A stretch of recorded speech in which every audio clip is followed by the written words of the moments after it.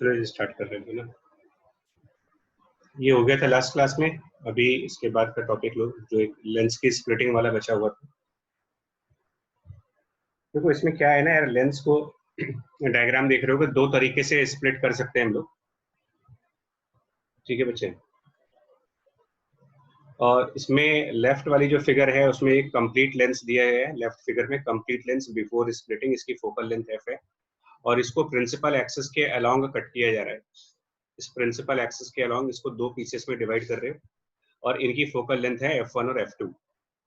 और दूसरे वाले कंडीशन में इनको हम लोगों ने प्रिंसिपल एक्सिस के परपेंडिकुलरली कट किया है। इस तरीके से कट किया है, इसको perpendicular to the principal axis ऐसे कट कर रहे हैं और उसके बाद ये दो पीसेस निकल के आ रहे हैं f1 f2 के ना। अब आपको रिलेशन बताना है कि f1 f2 का और ओरिजिनल फोकल लेंथ f का क्या क्या रिलेशन होगा। अगर इस लेंस की ओरिजिनल फोकल लेंथ f थी और कट करने के बाद ये f1 f2 है और पहले वाले फिगर में भी ये कट करने के बाद अगर f1 f2 है तो इनमें क्या चेंजेस आएंगे और क्या रिलेशंस होंगे f1 f2 का विथ स्मॉल f, ये बताना है आपको। तो जो फोकल लेंथ लेंस के लिए है वो लेंस मेकर फॉर्मूले के थ्रू आती है और उसका जो रिजल्ट है वो ये है mu of refractive index of the lens divided by refractive index of surrounding -1 और 1/r1 -1/r2। तो जिन पैरामीटर्स पर फोकल लेंथ की डिपेंडेंसी है, जिन पैरामीटर्स पर फोकल लेंथ डिपेंड कर रहा है वो अगर आप ध्यान से देखो सर 1/f। हाँ सॉरी 1/f। जिन पैरामीटर्स पर फोकल लेंथ की डिपेंडेंसी है अगर उन पर ध्यान से देखा जाए ना, तो इसमें कितने पैरामीटर्स है। रिफ्रैक्टिव इंडेक्स लेंस का यूज कर रहे हो, सराउंडिंग का यूज कर रहे हो, रेडियस ऑफ कर्वेचर पहले वाले सरफेस की और रेडियस ऑफ कर्वेचर दूसरे वाले सरफेस की। तो अगर हमारा ओरिजिनल लेंस में लेफ्ट वाली सरफेस का रेडियस ऑफ कर्वेचर r1 है और राइट वाले सरफेस में रेडियस ऑफ कर्वेचर r2 है, तो कट करने के बाद भी ये कर्वेचर्स तो बदले नहीं हमारे। स्टिल आपका अपर वाले हाफ पोर्शन का जो लेफ्ट वाला कर्वेचर है ये अभी भी r1 रेडियस का ही होगा, राइट वाला इधर वाला r2 रेडियस का बन जाएगा। सिमिलरली लोअर पोर्शन में भी आपका लेफ्ट सरफेस का रेडियस अभी भी r1 रहेगा, राइट सरफेस का रेडियस अभी भी r2 रहेगा। यानी कि इस स्प्लिटिंग में r1 और r2 में कोई फर्क नहीं आ रहा, ये दोनों वैल्यूज चेंज नहीं कर रही हैं।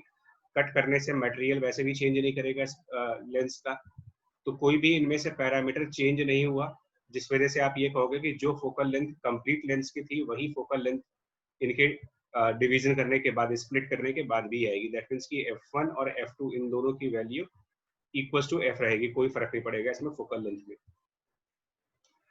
लेकिन सेकंड वाले फिगर में ऑब्वियसली फर्क पड़ जाएगा। रीजन कि इसमें ओरिजिनल लेंस की रेडियस ऑफ कर्वेचर्स r1 और r2 है।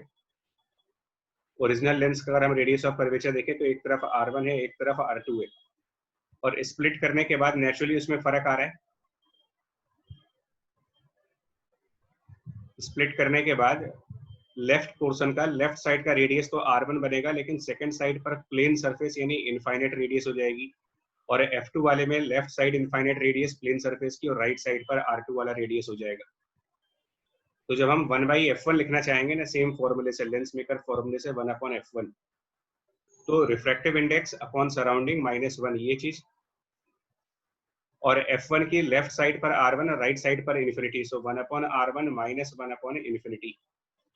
ऑब्वियसली यहाँ से डिफर करेंगे, ओरिजिनल लेंस से तो डिफर करेंगे, मतलब this is not equal to 1/f।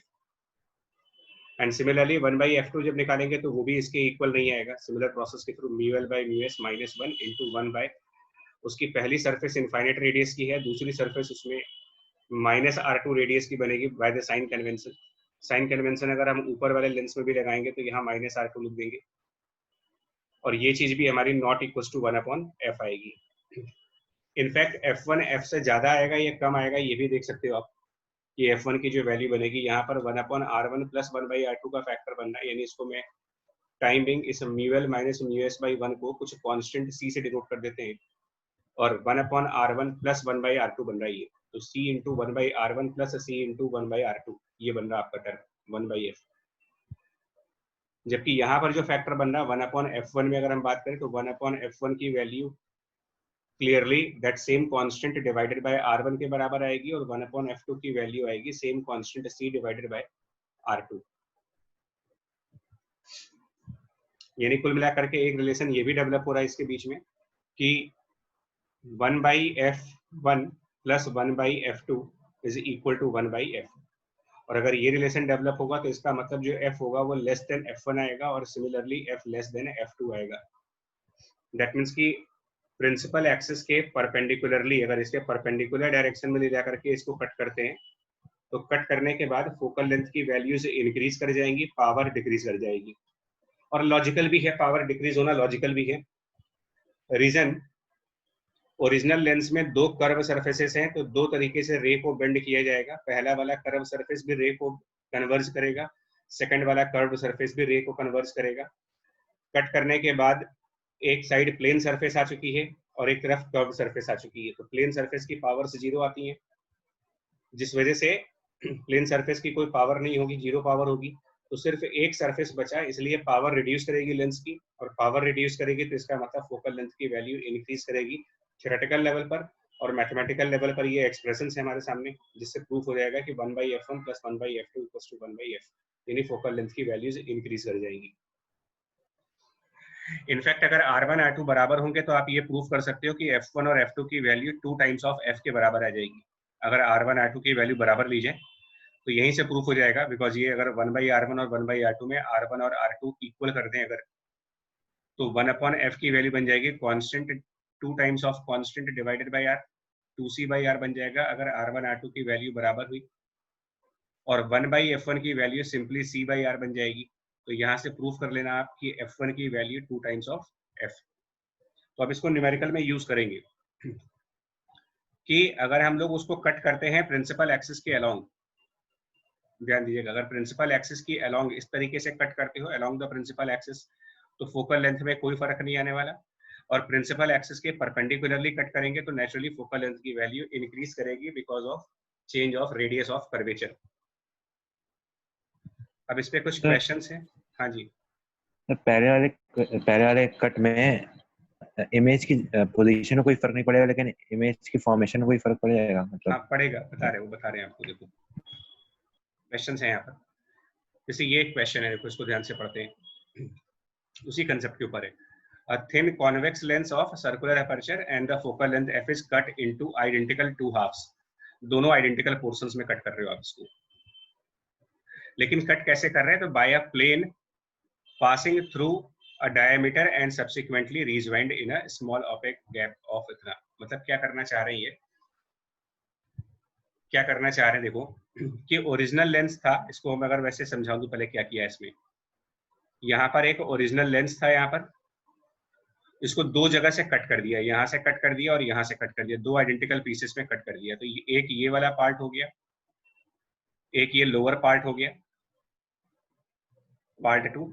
और हमने पार्ट 3 को रिमूव कर दिया। यहाँ पर जो तीसरा वाला पार्ट है इसको आप रिमूव कर दे रहे हो, और उसको रिमूव करके जो गैप क्रिएट हुआ है वहां पर, मतलब पार्ट 1 और पार्ट 2, पार्ट 3 रिमूव करने के बाद जो यहाँ पर गैप क्रिएट हो रहा है उस गैप को फिल किया जा रहा है। इस वाली गैप को हम लोगों ने वापस फिल किया है क्वेश्चन के हिसाब से, and rejoined with a small opaque gap of 0.5 millimetre. ये है क्वेश्चन आपका।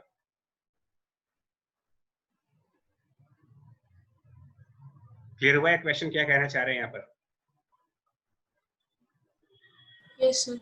है ना क्वेश्चन? देखो मतलब ये पहले अंडरस्टैंडिंग हो रहा है कि प्रॉब्लम में करना क्या चाह रहे हैं, वो पहले क्लियर करना पड़ेगा हमें। ठीक है, अब उसके बाद क्या कर रहे हैं? Point source S is placed at a distance L from the split lens of the axis. Find the distance between the images of the sources. अब इसको कैसे ट्राई करेंगे?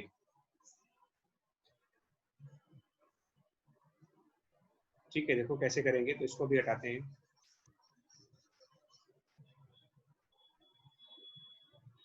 देखो बच्चा इसमें क्या किया है मैं फिर से बताऊं, थोड़ा सा क्लियर कर दें, एक बार दोबारा क्लियर कर दें। इसमें क्या कहना क्या चाह रहे हैं, इसको इस तरीके से भी समझ सकते हो कि क्या किया जा रहा है इसमें।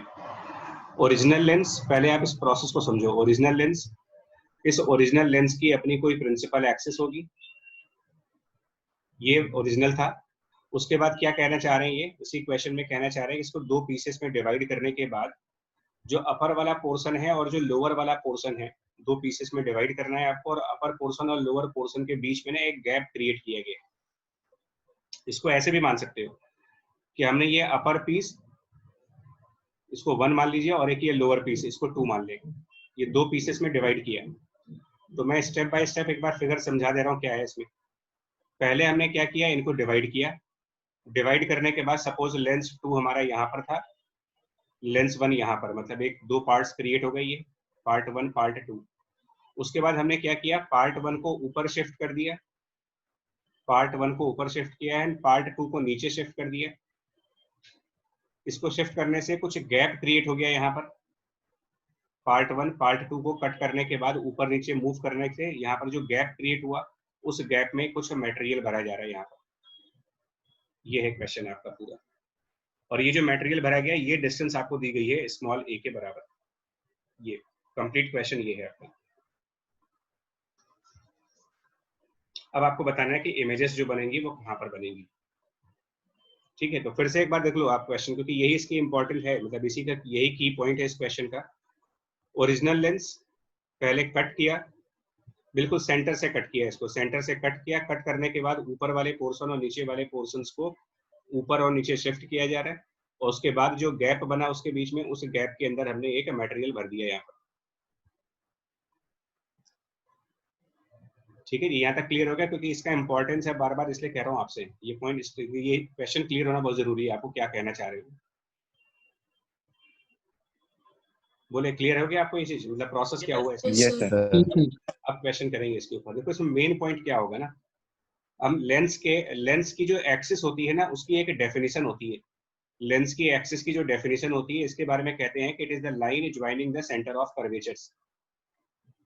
Line joining the centre of curvatures, COC कर दे रहे हैं, centre of curvature of surfaces. तो आप एक बार बताओ, अगर मैं लेंस को अगर ऐसे डिनोट करूं कि ये इसका सरफेस 1 है और यहाँ पर सरफेस 2 है इसकी, तो सेंटर ऑफ कर्वेचर्स का मतलब बेसिकली ये हो जाएगा यार कि सरफेस 1 को आप आगे बढ़ाओ, सरफेस 1 को पूरा स्फीयर कंप्लीट करो, तो उसका सेंटर ऑफ कर्वेचर C1। और ऐसे ही सरफेस 2 को हम कंप्लीट करेंगे, सरफेस 2 को कंप्लीट करेंगे, इसका सेंटर ऑफ कर्वेचर C2। अब जरा इमेजिन करो कि अगर हम लेंस के अपर पोर्शन को कट कर दे, ये जो अपर पोर्शन आप देख रहे हो इसको रिमूव कर दे, और रिमूव करके इसको ऊपर की तरफ शिफ्ट कर दे, मतलब इस अपर पोर्शन को कट करें और कट करने के बाद इस अपर पोर्शन को हम ऊपर की तरफ शिफ्ट कर दें, क्या इनके सेंटर ऑफ कर्वेचर्स चेंज नहीं हो जाएंगे? ओरिजिनल वाला कर्वेचर अभी वहीं पर रखा है मैंने जानबूझ करके, ताकि आपको समझ आए क्या करना है मेरे को। मैंने लोअर पोर्शन को डिस्टर्ब नहीं किया, लेकिन अपर पोर्शन को शिफ्ट कर दिया ऊपर, कुछ डिस्टेंस ऊपर ले गए। तो क्या अभी भी इस कर्वेचर S1 का और इस कर्वेचर S2 का सेंटर अभी भी C1 और C2 ही रहेंगे, या कर्वेचर्स भी ऊपर चले, मतलब उनके सेंटर ऑफ कर्वेचर्स सेंटर्स ऊपर चले जाएंगे? चले जाएंगे ना, सेंटर ऑफ कर्वेचर्स ऊपर शिफ्ट करेंगे। और अगर सेंटर ऑफ कर्वेचर्स ऊपर शिफ्ट कर जाएंगे, तो जो ऊपर वाला पोर्शन होगा उसकी नई एक्सिस यहाँ से पास हो जाएगी, बिकॉज जितना आप लेंस को ऊपर की तरफ शिफ्ट करोगे, उतना ही उनका सेंटर ऑफ कर्वेचर्स भी ऊपर की तरफ शिफ्ट कर जाएंगे। और बाय डेफिनेशन जो नई एक्सिस बनेगी वो line joining the two centre of curvatures होगी। दैट मीन्स कुल मिलाकर के ये कहानी बन रही है कि जो अपर पोर्शन है उसके लिए प्रिंसिपल एक्सिस, जिसको ऑप्टिकल एक्सिस भी कह सकते हो, अपर वाले पोर्शन की प्रिंसिपल एक्सिस ऊपर चली गई, और लोअर वाले पोर्शन की जो नीचे वाला पोर्शन है, हाफ पोर्शन, उसकी प्रिंसिपल एक्सिस नीचे शिफ्ट कर गई है। और ओरिजिनल लेंस की प्रिंसिपल एक्सिस जो थी वो पॉइंट S वाली थी, मतलब ये जो डॉटेड लाइन देख रहे हो ये ओरिजिनल लेंस की एक्सिस थी, axis of the original lens, split करने से पहले वाली एक्सिस। ये भी पॉइंट क्लियर हुआ है या इसमें भी कोई डाउट है? बताएं। Clear Yes, sir. ये दोनों बातें क्लियर हो गई, डेफिनेशंस, क्योंकि डेफिनेशंस इंपॉर्टेंट है। अब क्वेश्चन, तो अगर ये दोनों बातें क्लियर हो गई, अब आप क्वेश्चन कर सकते हो। क्या करना है इसमें देखो, तो अल्टीमेटली हुआ क्या, इसको हम लेफ्ट साइड पर दिखा रहे हैं, आपको अलग डायग्राम बना करके दिखा रहे हैं, फिर से एक डायग्राम बना रहे हैं। तो अपर वाला जो पोर्शन है, अपर वाला पोर्शन, फोकल लेंथ में तो फर्क पड़ा नहीं इसकी, लेकिन इसकी प्रिंसिपल एक्सिस ऊपर है, लेंस की एक्सिस शिफ्ट कर चुकी है ऊपर की तरफ। तो अब ऐसे में जो हमारा कैपिटल एस ऑब्जेक्ट है वो एक्सिस के कितना नीचे चला गया, कैपिटल एस जो ऑब्जेक्ट है, अगर अपर वाले पोर्शन की बात करें तो अपर पोर्शन की एक्सिस से वो कितना नीचे की तरफ मानोगे आप, कितना डिस्टेंस नीचे है? 0.25 मिलीमीटर। मतलब a/2 कर दे, सिंबॉलिकली करेंगे तो a/2 कर सकते हैं उसको, क्योंकि अगर ये पूरा डिस्टेंस a है तो ऊपर की तरफ a/2 डिस्टेंस और नीचे की तरफ भी a/2 डिस्टेंस होगा। यानी कि सिचुएशन ये बन जाएगी कि ऑब्जेक्ट प्रिंसिपल एक्सिस के ऊपर नहीं है, it is of the axis, on the axis ना होकर के ये ऑफ द एक्सिस वाला केस बना, object is of the axis. अब आप क्या करोगे ना, लेंस की इक्वेशन लगाओ और उससे v और u सॉल्व करेंगे, क्या बनेगा। तो लेंस की इक्वेशन को फॉलो करेंगे, उसमें v और u कैलकुलेट करते हैं किसमें से क्या बनेगा, और उसके बाद मैग्निफिकेशन भी सॉल्व करेंगे। और आपको दो केसेस कंसीडर करने हैं, फर्स्ट में ये लेंथ फोकस से कम है और दूसरे वाले में l की वैल्यू फोकस से ज्यादा है। ठीक है, ठीक है बच्चा, ये क्लियर है आपका। फर्स्ट वाले में l is less than f और सेकंड वाले में l is more than f। तो आप इस अपर वाले लेंस के लिए ना, जो ऊपर का लेंस है, इसके लिए अब आप लेंस इक्वेशन लगाओ। तो लेंस इक्वेशन क्या बनेगी, देखो 1/v माइनस ऑब्जेक्ट डिस्टेंस की जगह पर l हो जाएगा माइनस l, और फोकल लेंथ आप एज इट इज यूज करोगे 1/f, सेम डिस्टेंस यूज करेंगे। इससे जरा कैलकुलेट करेंगे कि v की क्या वैल्यू आएगी। इससे जरा सिंबॉलिकली ही करना है, कोई न्यूमेरिकल वैल्यू नहीं रखनी है अभी आपको, न्यूमेरिकल वैल्यू बाद में रखेंगे। इससे जस्ट कैलकुलेट करते हैं कि v कितना बनेगा सिंबॉलिकली। तो मेरे ख्याल से 1/f माइनस 1/l हो जाएगा, तो वो l माइनस f, यानी कुल मिलाकर के v की वैल्यू बनेगी f इंटू l, और मेरे ख्याल से l माइनस f। ठीक है यार, ये चीज यस सर। ये आएगी v की वैल्यू, मतलब इमेज यहाँ पर बनेगी। एक्चुअली ये दो केसेस दिए गए हैं वो इसलिए दिए गए हैं कि आप देखो, अगर l लेस देन f होगा, l is less than f, तो इसका मतलब v नेगेटिव आएगा, और l मोर देन f है, l अगर मोर देन f है, इसका मतलब ये हुआ कि v पॉजिटिव आएगा। तो कुल मिलाकर के ये हो सकता है कि पहले वाले केस में, फर्स्ट वाली केस में जहां पर l लेस देन f होगा, वहां पर इमेज लेंस की लेफ्ट साइड पर बनेगी, और दूसरे वाले केस में जब l की वैल्यू f से बड़ी होगी तो v पॉजिटिव आएगा, इसका मतलब इमेज लेंस के राइट साइड पर बनेगी। ठीक है, ये भी पॉइंट क्लियर हो गया आपका। Yes sir. अब आगे क्या करेंगे देखो, और सिमिलर प्रोसेस लोअर लेंस के लिए भी होगा, सिमिलर प्रोसेस लोअर वाले पोर्शन के लिए भी। तो अब इसको जरा नेक्स्ट पेज पे दिखा रहे हैं आपको क्या सिचुएशन बनी। अब यहाँ पर दोनों की इमेजेस को दिखाएंगे यहाँ पर।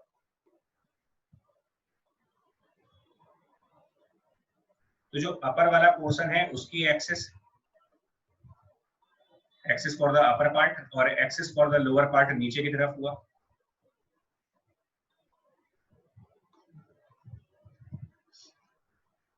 पॉइंट सोर्स हम लोगों ने बीचों बीच में यहाँ कहीं रखा है। हम पहला वाला केस सॉल्व करते हैं जब l की वैल्यू लेस देन f है। फर्स्ट केस l की वैल्यू लेस देन f, तो l की वैल्यू अगर लेस देन f है तो इसका मतलब l लेस देन f का मतलब v की वैल्यू माइनस में आ जाएगी। माइनस में v आने का मतलब ये हुआ कि जो इमेज है वो लेंस की लेफ्ट साइड पर बनेगी। उसके अलावा देखो, जो v है उसकी वैल्यू आई है f into L divided by l minus f। Negative value आएगी तो मैग्नीट्यूड वाइज इसका मैग्नीट्यूड अगर निकालोगे तो मैग्नीट्यूड इसका fl upon f minus l लिखोगे मैग्नीट्यूड वाइज, क्योंकि ये नेगेटिव वैल्यू आ रही है। और दूसरा कंसेप्ट आप लगाओगे मैग्निफिकेशन का, magnification which is height of image upon height of object. Lens के केस में ये v अपॉन u रखते हो आप in case of lens. Sign convention के हिसाब से देखोगे तो जो ऑब्जेक्ट है वो प्रिंसिपल एक्सिस के नीचे है, a/2 डिस्टेंस नीचे, तो जो ho रखेंगे वो माइनस a/2 रखेंगे बिकॉज बिलो प्रिंसिपल एक्सिस है। और hi की वैल्यू सॉल्व करनी है हमको, v की वैल्यू पुट करेंगे तो f into L divided by l minus f, और डिवीजन में ऑब्जेक्ट डिस्टेंस जो साइन कन्वेंशन में माइनस l बनेगा। इस पूरे प्रोसेस से hi की क्या वैल्यू बनेगी, तो इस पूरे प्रोसेस को सिंप्लीफाई करोगे जब आप, तो hi की वैल्यू कुछ ये बनेगी, ये माइनस a/2 को राइट साइड लेके जाएंगे, इनफैक्ट माइनस माइनस को एडजस्ट कर देते हैं तो ये a/2 और बनेगा आपका यहाँ पर f divided by l minus f। अब क्योंकि l की वैल्यू f से कम चल रही है, इसका मतलब ये एक नेगेटिव वैल्यू है, और hi के नेगेटिव आने का मतलब जो होगा उसका मतलब ये होगा कि जो इमेज है वो बिलो द प्रिंसिपल एक्सिस हुई, नेगेटिव में अगर hi आ रहा है। v के नेगेटिव होने का मतलब हुआ कि इमेज लेफ्ट साइड पर है, इमेज लेफ्ट साइड है v के नेगेटिव आने का, और hi के नेगेटिव आने का मतलब कि एक्सिस के नीचे है। तो कुल मिलाकर के जो अपर पार्ट है उसकी इमेज को ड्रॉ करोगे तो अपर पार्ट की इमेज अपर पार्ट की एक्सिस के नीचे, यहाँ कहीं पर हम इसको इमेज दिखा रहे हैं अपर पोर्शन की इमेज, उसकी प्रिंसिपल एक्सिस से नीचे की तरफ आएगा और मैग्नीट्यूड वाइज ये डिस्टेंस, इस डिस्टेंस का मैग्नीट्यूड HI के मॉडुलस के बराबर होगा। तो HI का मॉडुलस हो जाएगा यहाँ पर a/2। मॉडुलस जब करेंगे तो ये f divided by l minus f की जगह पर f माइनस l लिखोगे, ये बनेगा image of the upper portion. Similar argument लगाओगे जब लोअर पोर्शन के लिए, similar argument for the lower portion, तो लोअर पोर्शन की इमेज बिल्कुल सेम आर्ग्यूमेंट होगा। तो लोअर पोर्शन की इमेज इसकी एक्सिस के ऊपर बनेगी, image by the lower portion, और ये भी सिमेट्री के हिसाब से उतना ही डिस्टेंस ऊपर जाएगा। ये डिस्टेंस लोअर पोर्शन की इमेज उसके एक्सिस के कितना ऊपर होगी, तो ये भी सिमेट्री के हिसाब से a/2 into f/f minus l बनेगा। अब आप बताओ दोनों के इमेजेस के बीच में क्या डिस्टेंस बनेगी। क्वेश्चन ये पूछा था कि जो दोनों की इमेजेस बनेगी उनके बीच में ये डिस्टेंस कितनी आएगी, ये आपका क्वेश्चन है। और दोनों के एक्सिस के बीच का डिस्टेंस पता है कि दोनों के एक्सिस के बीच में टोटल डिस्टेंस a है। निकाल लेंगे इसके आंसर को आप? Yes sir. Yes sir. Yes, sir. Finally आपका जो आंसर बनेगा डी, वो हो जाएगा total distance a minus 2 times of a/2 times f divided by f minus l। ये आपके a पार्ट का आंसर बनेगा। और b पार्ट का आंसर क्या बनेगा यार? क्या फर्क पड़ जाएगा b पार्ट में जब l की वैल्यू f से बड़ी ले लेंगे तो? सर a प्लस हो जाएगा वहाँ पे, a+2 a/2 f minus l। हाँ मतलब बी पार्ट में ना, मतलब आप देखो इसको लगाना बच्चा, ये आर्गुमेंट अपने आप करना। देखो सेकंड पार्ट को मैं पूरा रिसॉल्व नहीं करूंगा, सेकंड पार्ट के लिए मैं ब्रीफली समझा दे रहा हूँ कि अगर एल की वैल्यू बड़ी हुई एफ से तो दो बातें आएंगी, एक तो वी पॉजिटिव आ जाएगा और एच आई भी पॉजिटिव आ जाएगा, क्योंकि जैसे ही आपने एल माइनस एफ के अंदर साइन चेंज किया ये दोनों पॉजिटिव आ जाएंगे। यानी कि सेकंड केस में इमेज लेंस के राइट साइड बनेगी और एक्सिस के ऊपर बनेगी, और लोअर पोर्शन की इमेज लेंस के राइट साइड बनेगी और एक्सिस के नीचे बनेगी। तो उसमें जो डी आना चाहिए, मैं डायरेक्ट आंसर लिख रहा हूँ, उधर सही आंसर दिया कि इसमें भी a plus 2 प्लस हो times जाएगा a यहाँ by पर, 2 और f ये a upon by f 2 minus l। Bracket में f अपॉन क्या करेंगे यहाँ पर f minus l minus f। तो एक्चुअल में दोनों आंसर एक नहीं हो गया यार, एक्चुअल में क्या आंसर सेम नहीं है? Yes, sir. Yes, sir. Yes. Yes, sir. मतलब आप l माइनस f तो ऑटोमेटिकली एडजस्ट हो जाएगा। अगर आप ध्यान से देखो तो ऊपर वाला आंसर नीचे वाला आंसर तो सेम आंसर है। और ये बात हम लोगों ने पहले भी ऑप्टिक्स में लिखी हुई है कि जब मल्टीपल केसेस बनने लगे, कभी आपके दो केसेस बन रहे हो, अगर सिंबॉलिकली कर रहे हो आप, और एक केस 1 केस 2, तो आपसे यही तो मैंने कहा था कि आप कोई भी एक केस मान करके सॉल्व कर लीजिए आंसर। चाहे आप ए पार्ट को सॉल्व कर लो चाहे बी पार्ट को सॉल्व कर लो, अल्टीमेटली आपका आंसर सेम ही आएगा। आ रहा है स्टेटमेंट याद आ रहा है? एक लेक्चर मैजिकल क्वेश्चन करके जो करवाया गया था कि आप जो कोई भी केस कंसीडर करोगे सेम आंसर बनेगा। Yes. ये उसी आर्गुमेंट पर है बच्चे, ये भी फिर से उसी आर्गुमेंट पर। तो अब कभी अगर ऐसे क्वेश्चन आ जाए ना तो ध्यान रखना कि दो बार सॉल्व नहीं करना होगा हमें। चलिए नेक्स्ट देखो, एक और क्वेश्चन ये भी है, देखो स्प्लिटिंग के ऊपर ये भी है। तो यहाँ पर thin plano convex lens of focal length f is split into 2 halves. उसके बाद one of the halves is, इसमें भी शिफ्टिंग कर रहे हैं बट इस बार शिफ्टिंग किस तरफ कर रहे हैं ध्यान देना, शिफ्टेड तो है बट किस तरफ है। पिछले क्वेश्चन में और इस क्वेश्चन में फर्क है। इस वाले क्वेश्चन में लेंस ओरिजिनली हमारे पास ऐसा था, प्लेनो कॉन्वेक्स लेंस, इसको यहां से कट कर दिया गया,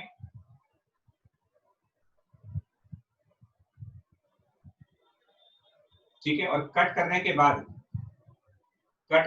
बाद यहाँ पर जब इसको कट किया तो कट करने के बाद ये अपर पोर्शन और लोअर पोर्शन मतलब 1 और 2, इसमें जो सेकंड वाला पार्ट है इसको आप राइट साइड शिफ्ट कर रहे हो, इंस्टेड की डाउनवर्ड शिफ्ट करें इसको राइट साइड शिफ्ट कर रहे हो। तो क्या कोई चेंज आएगा इसके फोकल लेंथ में? अगर ऊपर नीचे शिफ्ट नहीं कर रहे, देखो वैसे भी आपने कट किया हुआ है प्रिंसिपल एक्सिस के अलोंग, और फर्स्ट लेक्चर में आपको मैंने यही बताया हुआ है कि अगर प्रिंसिपल एक्सिस के अलोंग किसी भी लेंस को कट करते हो, चाहे वो बाई कॉन्वेक्स हो, चाहे वो प्लेनो कॉन्वेक्स हो, चाहे वो कॉनकेव हो, अगर आप प्रिंसिपल एक्सिस के अलोंग कट करते हो तो दोनों पार्ट्स अभी भी उसी फोकल लेंथ के रहेंगे जिस फोकल लेंथ पर वो पहले था। तो कोई फर्क नहीं पड़ेगा यहाँ फोकल लेंथ में। फोकल लेंथ इन दोनों पोर्शंस की पहले के बराबर रहेगी, तो इसका मतलब अगर ओरिजिनली वो f था तो अभी भी ये पोर्शंस f और f फोकल लेंथ के होंगे। और एक और बात बताओ, क्या राइट साइड शिफ्ट करने से सेंटर ऑफ कर्वेचर ऊपर नीचे शिफ्ट होगा? जो कर्व सरफेस है उस कर्व सरफेस का अपना एक सेंटर ऑफ कर्वेचर है, तो क्या ये सेंटर ऑफ कर्वेचर अपवर्ड या डाउनवर्ड मूव करेगा या राइट साइड ही मूव कर जाएगा सिर्फ? और अगर अपवर्ड डाउनवर्ड या राइट साइड मूव कर रहा है तो क्या एक्सिस पे कोई फर्क आएगा? मतलब इन दोनों पोर्शंस की प्रिंसिपल एक्सिस में कोई फर्क आएगा या दोनों का सेम एक्सिस बन रहा होगा? यहाँ सेम एक्सिस। इसमें सेम एक्सिस बनेगा, तो ये जो लाइन दिख रही है यही लाइन इनकी एक्सिस होगी। ना तो फोकल लेंथ में कोई फर्क आएगा, ना तो एक्सिस में कोई फर्क आएगा। अब क्या कहना चाह रहे देखो, separation between the object and image planes is 1.8, ये दे रखा है आपको ऑब्जेक्ट और इमेज के बीच में। Magnification of the image formed by one of the half lens is 2, find the focal length of the lens and separation between the two halves. यहाँ पर क्या होगा, ये डिस्टेंस। तो अगर आप कल का एक लेक्चर याद करो तो एक डिस्प्लेसमेंट मेथड बताया था हम लोगों ने, याद करें कि डिस्प्लेसमेंट मेथड यही तो था हमारे पास इस प्रीवियस क्लास में। इसको दिखाएं वर्किंग उसकी, डिस्प्लेसमेंट मेथड की वर्किंग। यस सर, रिवर्सिबिलिटी वाला कांसेप्ट। उसमें यही तो कहा गया था कि इमेज की सेम लोकेशन रहती है, ऑब्जेक्ट की भी सेम लोकेशन रहती है, same location of object same location of image, और लेंस की दो अलग अलग पोजीशंस होती हैं जिन पोजीशंस पर आपको अलग अलग साइज के लेकिन सेम प्लेस पर इमेज बनती है, डिफरेंट साइज की लेकिन सेम प्लेस पर। और वहां पर हम लोगों ने एक रिजल्ट ये डिराइव किया था कि f equal to a square minus d square by 4a। उसके अलावा ये प्रूफ हुआ था वहां पर, एक और रिजल्ट प्रूफ किया गया था वहां पर कि जो ऑब्जेक्ट का साइज है और इमेजेस का जो साइज बनता है उनमें एक रिलेशन बन गया था कि ho स्क्वायर बराबर h1h2। और उसके अलावा ये रिजल्ट था कि u1 equal to a minus d by 2 और v1 equal to a plus d by 2। ये सारे रिजल्ट हमारे डिस्प्लेसमेंट मेथड वाले। तो इन्हीं सारे मेथड्स को यहाँ पर लगाना, तुम्हें इन्हीं को इम्प्लीमेंट करना है।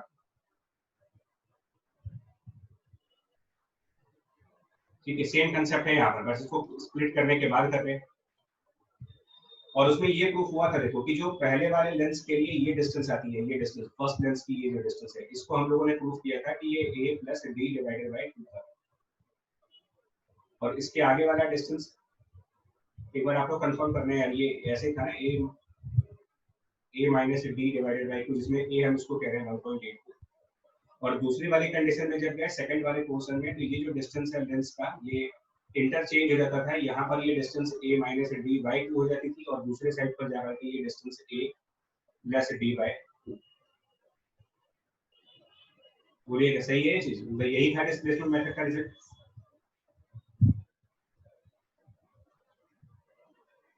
ठीक है जी, सही लिख रहे हैं कि नहीं लिख रहे हैं?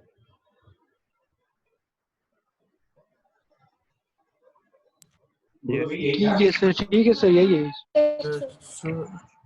अब magnification of the image formed by one of the half lens is 2। खुद बताओ जरा, मैग्निफिकेशन v by u होता है, तो कौन सा पोर्शन इसमें से डबल मैग्निफिकेशन दे रहा होगा?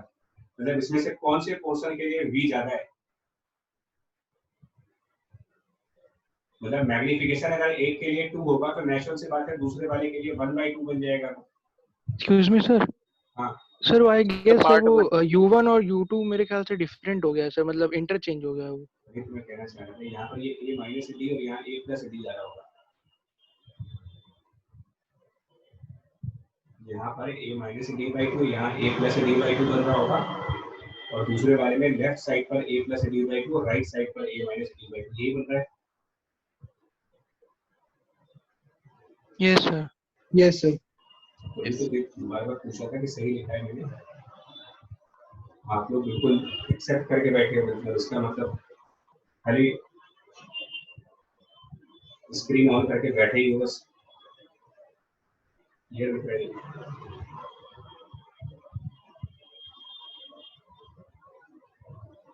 तो लेफ्ट वाले लेंस के लिए इमेज की डिस्टेंस ज्यादा है, ऑब्जेक्ट की डिस्टेंस कम है, इसका मतलब यही मैग्निफिकेशन 2 के बराबर आ रही होगी। So 2 will be equal to left वाले पोर्शन के लिए magnification 2 will be equal to a plus d divided by 2 upon a minus d divided by 2। ये स्टेटमेंट सही है, इसमें कुछ गलती हो रही है। v by u मैग्निफिकेशन लिखा है, इसमें सब कुछ सही लिखा है या कुछ मिस्टेक हुई है इनसे? ये तो सही है इनसे, सर ये फर्स्ट लेंस के लिए ठीक है सर। ठीक है ना? ये हमारी फर्स्ट इक्वेशन बनी। उसके अलावा आपको a की वैल्यू दे रखी है 1.8 मीटर, इसे दे रखी है, और एक डिस्प्लेसमेंट मेथड का दूसरा रिजल्ट था, वो भी रिकॉल करना होगा तुमको। वो रिजल्ट ये था a square minus d square divided by 4a। ये हमारे लिए फोकल लेंथ की वैल्यू है। अब बताएं इसके आगे क्या सॉल्व करेंगे।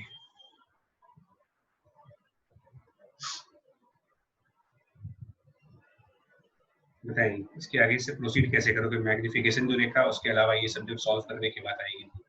सर फोकल लेंथ d के टर्म्स में आ जाएगा। हाँ जी, फोकल लेंथ सर d के टर्म्स में आ जाएगा।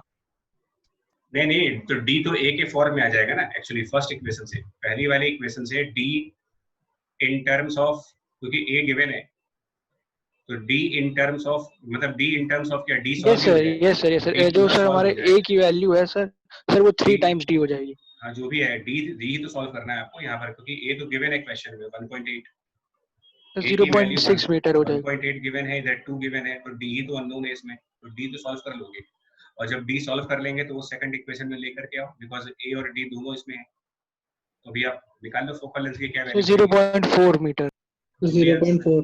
जो भी आंसर है, ये है इसका कंसेप्ट।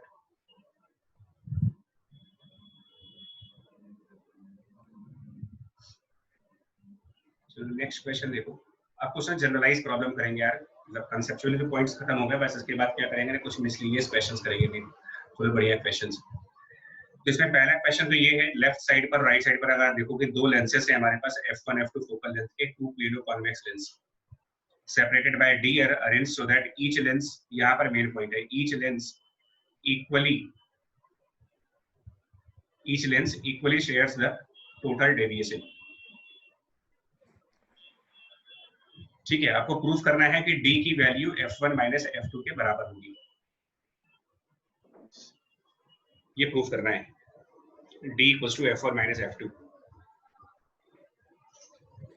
एक्चुअली ये रिव्यू प्रॉब्लम इसलिए कहा था कि ये भी हमारे कल के ही लेक्चर पे है, कल का एक लेक्चर इसमें भी डिस्कस हुआ था ये चीज, कि दो लेंसेस के जो डेविएशन का फॉर्मूला होता है, डेविएशन बाय टू लेंसेस, उसका फॉर्मूला था h1 * 1/f1 + 1/f2 - d/f1f1f2। ठीक है, तो कल एग्जांपल्स नहीं कर पाए थे, इसलिए आज के क्वेश्चंस लेकर के आए। Deviation by two lenses h1 * 1/f1 + 1/f2 - d/f1f2, ये रिजल्ट आ रहा था। और इसमें जो पहले वाले लेंस का डेविएशन है, deviation at the first lens यानी Δ1, पहले वाले लेंस की डेविएशन, ये आपकी बनेगी h1 divided by f1। Deviation by the first lens h1 by f1 है, और टोटल डेविएशन हमारा h1 * 1/f1 + 1/f2 - d/f1f2 है। तो इन दोनों का यूज यहाँ पर कैसे करोगे, इन दोनों रिजल्ट्स का यूज कैसे करेंगे? देखो, डेविएशन पहले वाले लेंस के थ्रू, अगर हम ये माने कि कोई रे इसके ऊपर आ रही है h1 हाइट पे, अगर कोई रे h1 हाइट पर आ रही है, तो क्वेश्चन के हिसाब से फर्स्ट वाली लेंस के थ्रू अगर ये लाइट डेल्टा एंगल से डेविएट हुई, इसको Δ1 कह दें अगर, और फिर सेकंड वाले से भी डेविएट हो गई, मान लो सेकंड वाले से भी डेविएट हो गई Δ2, तो फॉर्मूला ये कहता है कि टोटल डेविएशन यानी कि Δ1 और Δ2 को मिला देंगे तो टोटल डेविएशन का फॉर्मूला है h1 ब्रैकेट में 1/f1 + 1/f2 minus d divided by f1 f2, ये टोटल डेविएशन का डिराइव्ड फॉर्मूला। और क्वेश्चन ये कह रहा है कि दोनों ने इक्वल डेविएशन शेयर किया है, इक्वली शेयर, दैट मींस कि Δ1 की वैल्यू Δ2 के बराबर हुई। तो दैट मींस कि लेफ्ट हैंड साइड को आप 2 टाइम्स Δ1 कर सकते हो, और Δ1 की value h1 divided by f1 थी, तो लेफ्ट साइड हम लिखेंगे 2 times h1 divided by f1, और राइट साइड हो जाएगा h1 ब्रैकेट में ये 1/f1 + 1/f2 - d/f1f2। अब इसको सिंपलीफाई कर लो आप, h1 कैंसिल कर दीजिए, सिंप्लीफाई करके देखो क्या ये रिजल्ट बन रहा है या नहीं बन रहा है, मतलब d equals to f1 minus f2 आता है या नहीं आता, देख लो अपने लेवल पर वेरीफाई करो।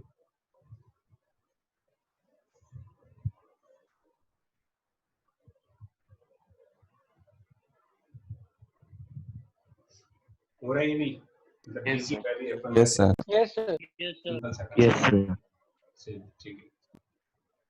एक और क्वेश्चन देखो यहाँ पर,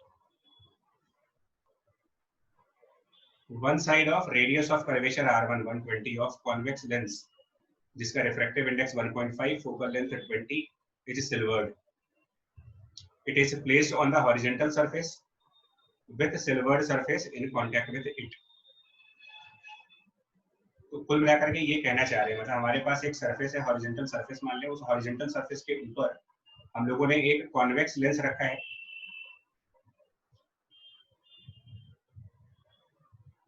convex lens on the horizontal surface, लेकिन उसमें एक तरफ सिल्वरिंग है, मतलब उसकी एक साइड को सिल्वर कर रखा है यहाँ पर। उसके बाद दूसरा कॉन्वेक्स लेंस जिसकी फोकल लेंथ 20 है is fixed coaxial 10 centimetre above it, मतलब इसके ऊपर एक और लेंस है यहाँ पर, इसके जस्ट ऊपर एक और लेंस है, और इनके बीच में ये डिस्टेंस आपको दे रखा है, आपको दोनों लेंसेस के बीच में ये डिस्टेंस 10 सेंटीमीटर का है। उसके बाद a luminous object O on the axis give rise to an image coincident with it, मतलब वो ये कहना चाह रहे हैं कि इन दोनों के ऊपर यहाँ कहीं पर कोई ऑब्जेक्ट है जिसकी इमेज उससे कोइंसाइड हो रही है, उस ऑब्जेक्ट की इमेज उसी से कोइंसाइड कर रही है, image coincident with it, so find its height above the upper lens. ये डिस्टेंस पूछा जा रहा है आपसे कि ये कितना डिस्टेंस होगा, कितनी डिस्टेंस ऊपर ऑब्जेक्ट आपका रखा है जिससे कि ये रिजल्ट बने। और इन दोनों लेंसेस के फोकल लेंथ की वैल्यू दी रहती है 20 सेंटीमीटर, तो ये वाले लेंस की फोकल लेंथ भी 20 है, सेकंड वाले लेंस की भी फोकल लेंथ 20 है, बट वो लेंस की फोकल लेंथ 20 है सिल्वर करने से पहले, मतलब focal length of unsilvered lens, focal length of unsilvered lens ये आपको दे रखा है 20 सेंटीमीटर के बराबर। इसमें सिल्वरिंग करेंगे तो ये बदल जाएगा। और अब जरा पिछला वाला कंसेप्ट याद करो फिर से, कल के लेक्चर का कंसेप्ट, कि अगर हम सिल्वर्ड कर देते हैं तो सिल्वर्ड लेंस बेसिकली एक मिरर का काम करेगा। तो पहले हम सिल्वर्ड वाले का फॉर्मूला लगाओ, सिल्वर्ड लेंस जो होगा this lens will act like a mirror, और इसके लिए वही कंसेप्ट लगाओ एक्ट लाइक अ मिरर में, वही कंसेप्ट जो पावर के लिए डिस्कस किया था लास्ट क्लास के अंदर, कि इसकी एक ओवरऑल पावर आएगी जो 2 times power of lens plus the power of mirror. तो 2 times power of lens 1 divided by focal length 0.2 power of mirror.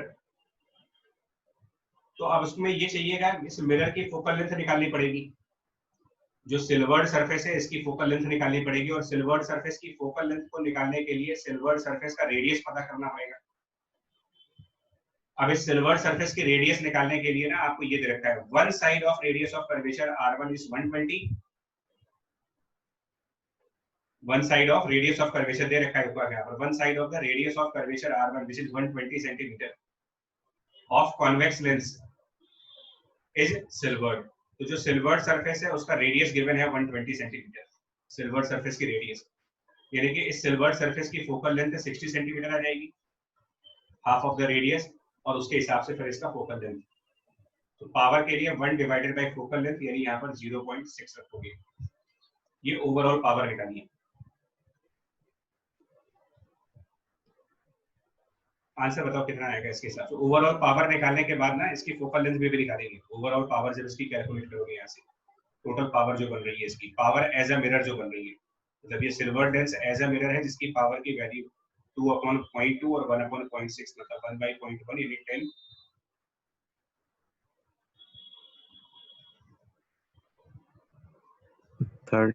35/3 यार, 35 है 10 प्लस 10/6 Yes, sir. 35/3. 35/3 डायरेक्टर। तो इसका मतलब focal length as a mirror जो आएगी, फोकल लेंथ एज मिरर, वो निकालने के लिए हम इसको 1 पावर करेंगे और 3/35 और उसमें 100 मल्टीप्लाई कर देंगे, तो 300/35 यानी 100 सेंटीमीटर में 300/35। which means कुल मिलाकर के ये 60/7 सेंटीमीटर आ जाएगा। तो यानी कि जो सिल्वर लेंस है उसको रिप्लेस करो, सिल्वर लेंस को रिप्लेस कर देंगे और इसकी जगह पर एक कॉन्केव मिरर यूज करेंगे, सिंगल मिरर कॉन्केव मिरर, एक ऐसा कॉन्केव मिरर जिसकी फोकल लेंथ 60/7 सेंटीमीटर की है। और इस मिरर के ऊपर हम लोगों ने यहाँ पर एक लेंस रखा है जिसकी फोकल लेंथ है 20 सेंटीमीटर, और इनके ऊपर ऑब्जेक्ट रख रहे हो जिसकी इमेज कोइंसाइड कर रही है। अब इस क्वेश्चन को पूरा ऐसे सॉल्व करना है, मतलब पहले सिल्वर लेंस को एज अ मिरर रिप्लेस करना होगा और उसके बाद इस क्वेश्चन को आप सॉल्व करेंगे। तो उसके बाद देखो कैसे सॉल्व करेंगे, क्या कंडीशन बनेगी जिसमें ऑब्जेक्ट की इमेज उससे कोइंसाइड कर जाए। तो देखो कंडीशंस क्या बनेगी, ऑब्जेक्ट की इमेज कोइंसाइड करने की जो कंडीशंस होंगी वो क्या होगी, ऑब्जेक्ट से कोई रे इस लेंस के ऊपर जाए, ऑब्जेक्ट से रे लेंस पर स्ट्राइक करे और लेंस से कन्वर्ज होने के बाद, लेंस से कन्वर्ज होने के बाद उसको मिरर पर नॉर्मल इंसिडेंस करना पड़ेगा, क्योंकि अगर हम इस मिरर पर नॉर्मल इंसिडेंस कर रहे हैं, 90 डिग्री के एंगल पर इस पर स्ट्राइक कर रहे हैं, वापस लौट जाएगी, तो ये रे वापस इसी डायरेक्शन में लौटेगी, रिट्रेस कर जाएगी अपने आप को। नॉर्मल इंसिडेंस में थोड़ा सा अलग करके दिखा रहा हूँ, साइड में करके दिखा रहा हूँ ताकि आप डायग्राम समझ पाओ। ये थोड़ा सा रिफ्लेक्ट करेगी, सेम पाथ पर रिफ्लेक्ट करेगी और रिवर्सिबिलिटी के हिसाब से ये अपने उसी पाथ को रिट्रेस कर लेगी जिस पाथ से वह पहले आई थी। कंसेप्ट ऑफ रिवर्सिबिलिटी मतलब ये लाइट रिफ्लेक्ट बैक करेगी सेम पाथ पर वो लेंस के थ्रू रिफ्रैक्ट होकर के वापस ओ से कोइंसाइड कर जाएगी।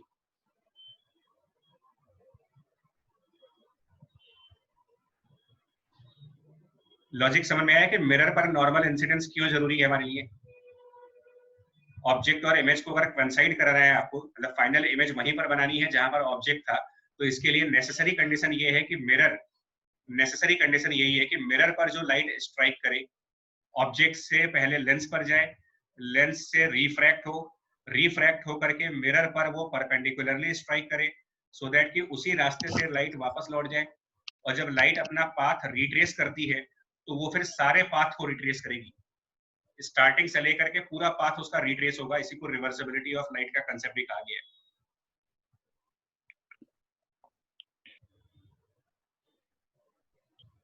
ठीक है पॉइंट ये चीज। Yes sir. यस क्या करेंगे देखो इसके बाद, अब इसके बाद कंसेप्ट क्या लगाओगे, ये लॉजिक है, ये अभी आप लॉजिकल पोर्शन पे ही हो। अब आते हैं कैलकुलेशन पोर्शन पे, इसको कैलकुलेट कैसे करेंगे फाइनली। मतलब लॉजिक पोर्शन जब क्लियर हो जाता है उसके बाद आता है कि अब इसको सॉल्व भी करना है। तो कंसेप्ट्स क्लियर हो गए कि मिरर यहाँ पर लेंस है और लेंस वाले ऑब्जेक्ट से जो लाइट आनी चाहिए वो मिरर पर परपेंडिकुलरली स्ट्राइक करनी चाहिए। तो हम रे डायग्राम के थ्रू ये दिखा रहे हैं आपको कि यहाँ से कोई रे आई, मिरर पर वो परपेंडिकुलरली स्ट्राइक कर गई। कंसेप्ट देखो अब, इसका मतलब जो लेंस के थ्रू लाइट रिफ्रैक्ट हुई है इसको अगर हम पीछे की तरफ एक्सटेंड करें, लेंस के थ्रू जो लाइट रिफ्रैक्ट हुई है इसको बैक साइड पर एक्सटेंड करूं, तो ये point image by the lens होगा, लेंस की इमेज हो गई और ये ऑब्जेक्ट हो गया लेंस के लिए। तो ऑब्जेक्ट का डिस्टेंस h पूछा जा रहा है आपसे, और जो इमेज बाय लेंस है it is at the centre of curvature, at the centre of curvature of mirror होना चाहिए वो, तभी नॉर्मल इंसिडेंस बनेगा। और इस मिरर की फोकल लेंथ हम लोगों ने कैलकुलेट की है 60/7 सेंटीमीटर की। तो अगर लेंस वाली इमेज मिरर के सेंटर ऑफ कर्वेचर पर है, यानी कि ये जो डिस्टेंस होना चाहिए, ये डिस्टेंस इस मिरर का सेंटर ऑफ कर्वेचर यानी कि radius of curvature double of the focal length, यानी ये पूरा डिस्टेंस होना चाहिए 120/7 सेंटीमीटर का। और दोनों के बीच में ये सेपरेशन दे रखा है आपको 10 सेंटीमीटर।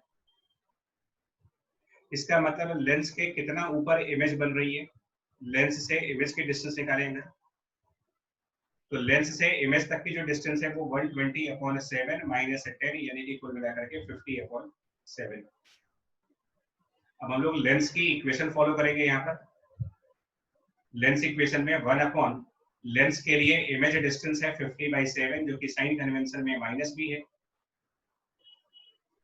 -1 ऑब्जेक्ट डिस्टेंस, लेंस के लिए ऑब्जेक्ट डिस्टेंस h है वो कैलकुलेट करना है, लेकिन साइन कन्वेंशन में -h होगा, इक्वल टू 1 डिवाइडेड बाय इस लेंस की फोकल लेंथ जो कि 20 सेंटीमीटर मेन साइड है। आप बता दें कितना आंसर बनेगा यहाँ पर पूरा सॉल्व करके, इससे h की जो वैल्यू बनेगी, मतलब यहाँ से आपको h की जो भी प्रॉपर वैल्यू है वो आ जाएगी आंसर।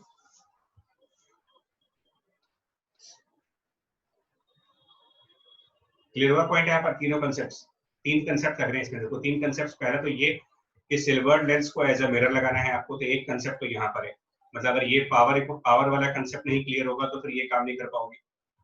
फिर सिल्वर्ड लेंस को मिरर से रिप्लेस करने के बाद इमेज के कॉन्साइड करने की कंडीशन पे जाना है, तो इमेज के कॉन्साइड करने की condition normal incidence at mirror होना चाहिए।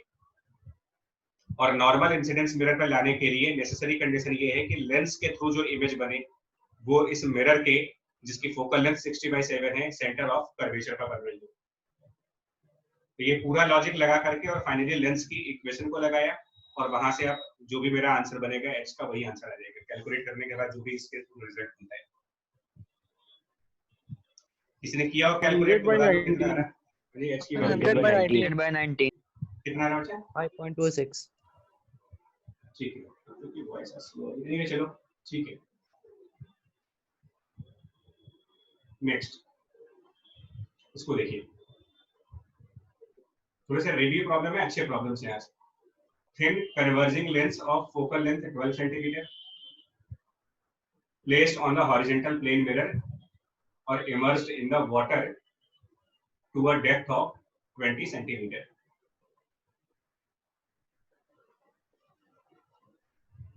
Same question है, a point object is placed vertically above the center of lens and an image is formed coincident with the water.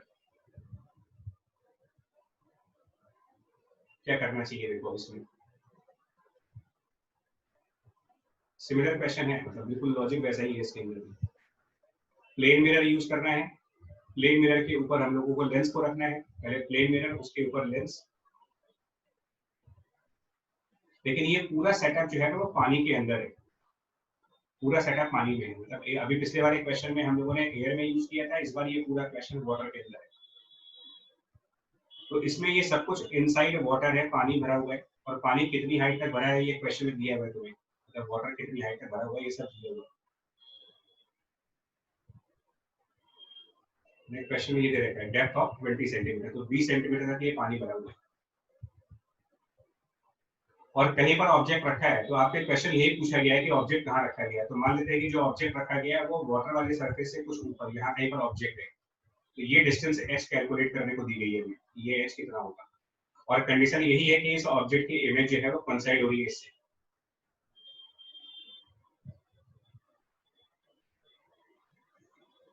क्या करना चाहिए इसमें? लेंस है, मिरर है, वाटर है और ऊपर ऑब्जेक्ट है, क्या करना चाहिए इस क्वेश्चन में?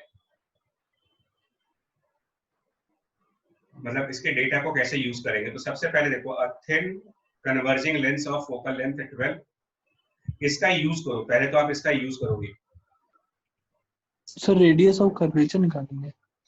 रेडियस ऑफ कर्वेचर, कर्वेचर ठीक है। उससे क्या होगा? मान लो रेडियस ऑफ कर्वेचर निकालेंगे तो उससे क्या होगा?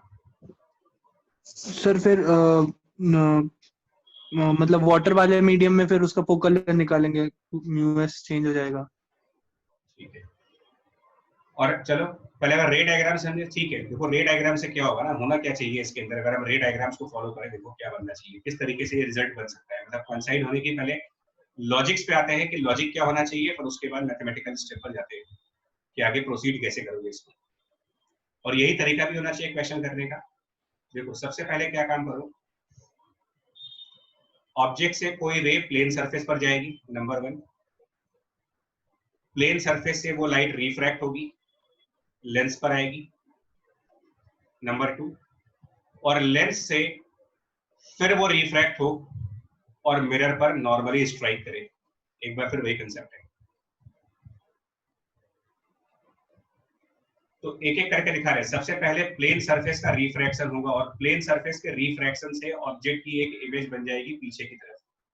Refraction by the plane surface की पहली इमेज I1।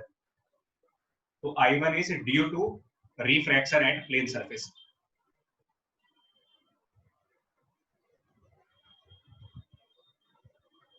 पहला कंसेप्ट ये लगाओ। अब इसमें कौन सा फॉर्मूला लगाते हैं बताओ? रिफ्रैक्शन एट प्लेन सरफेस के लिए जो फॉर्मूला होता है, तो रिफ्रैक्शन एट प्लेन सरफेस के लिए हम लोग कहते हैं कि जो v होता है वो sir mu2 upon mu1 into h। u, तो mu2 और mu1 क्या है और u क्या है, ये सब पूरा एनालाइज करना होता है क्वेश्चन में।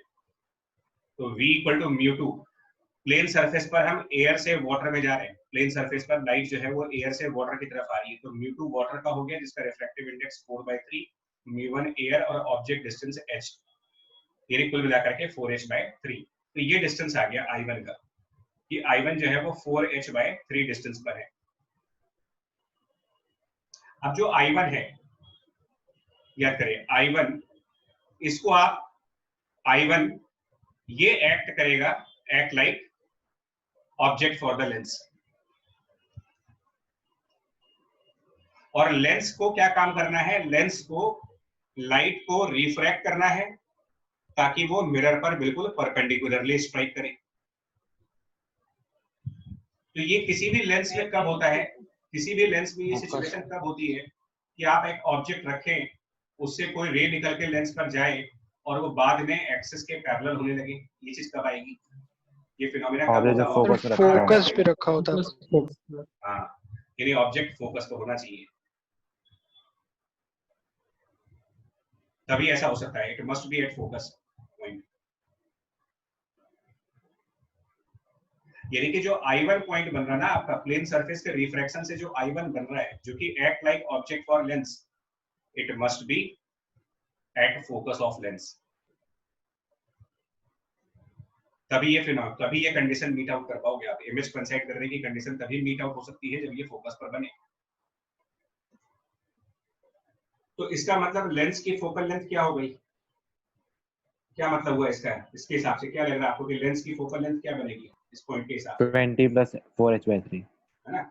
हाँ, 20 वाटर वाली हाइट 20 और प्लस वाटर के और कितना ऊपर है तो 4h/3 और ऊपर, तो ये लेंस की फोकल लेंथ हो गई। समझ पा रहे हैं? Yes sir.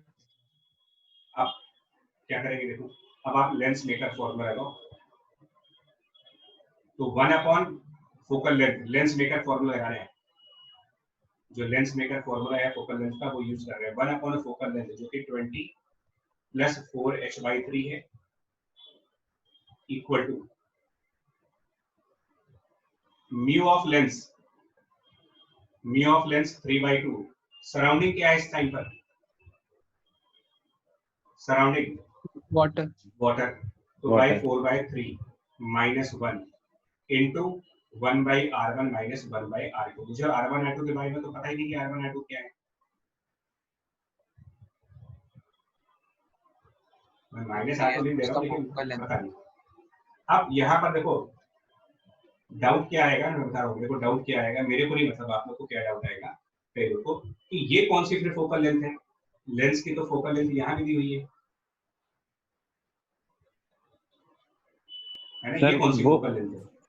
सर जब सर ये वाली जब एयर में होगा, ये एयर में है, ये फोकल लेंथ जो दी गई है वो एयर में है, क्योंकि क्वेश्चन की लैंग्वेज को पढ़ो, कुछ लोग कहेंगे कहाँ लिखा हुआ है कि एयर में, तो क्या लिखा जा रहा है? A thin converging lens of focal length 12 is placed on the horizontal plane mirror immersed in the water।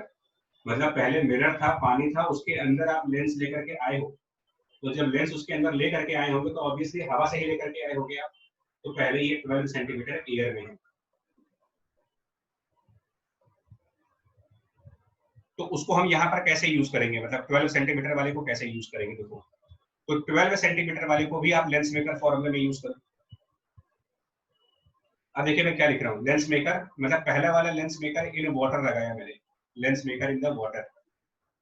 अगला वाला इन एयर लगा रहा हूँ, तो एयर की फोकल लेंथ दी गई है 1/12, एयर की focal length equal to mu of lens 3/2 upon air 1 -1, और एयर में भी तो 1/r1 - 1/r2 उतना ही रहेगा। अब इन दोनों इक्वेशंस को डिवाइड कर दो तो r1 r2 की कोई जरूरत ही नहीं है आपको, इक्वेशन 1 इक्वेशन 2 डिवाइड कर दीजिए, r1 r2 की कोई जरूरत है ही नहीं है।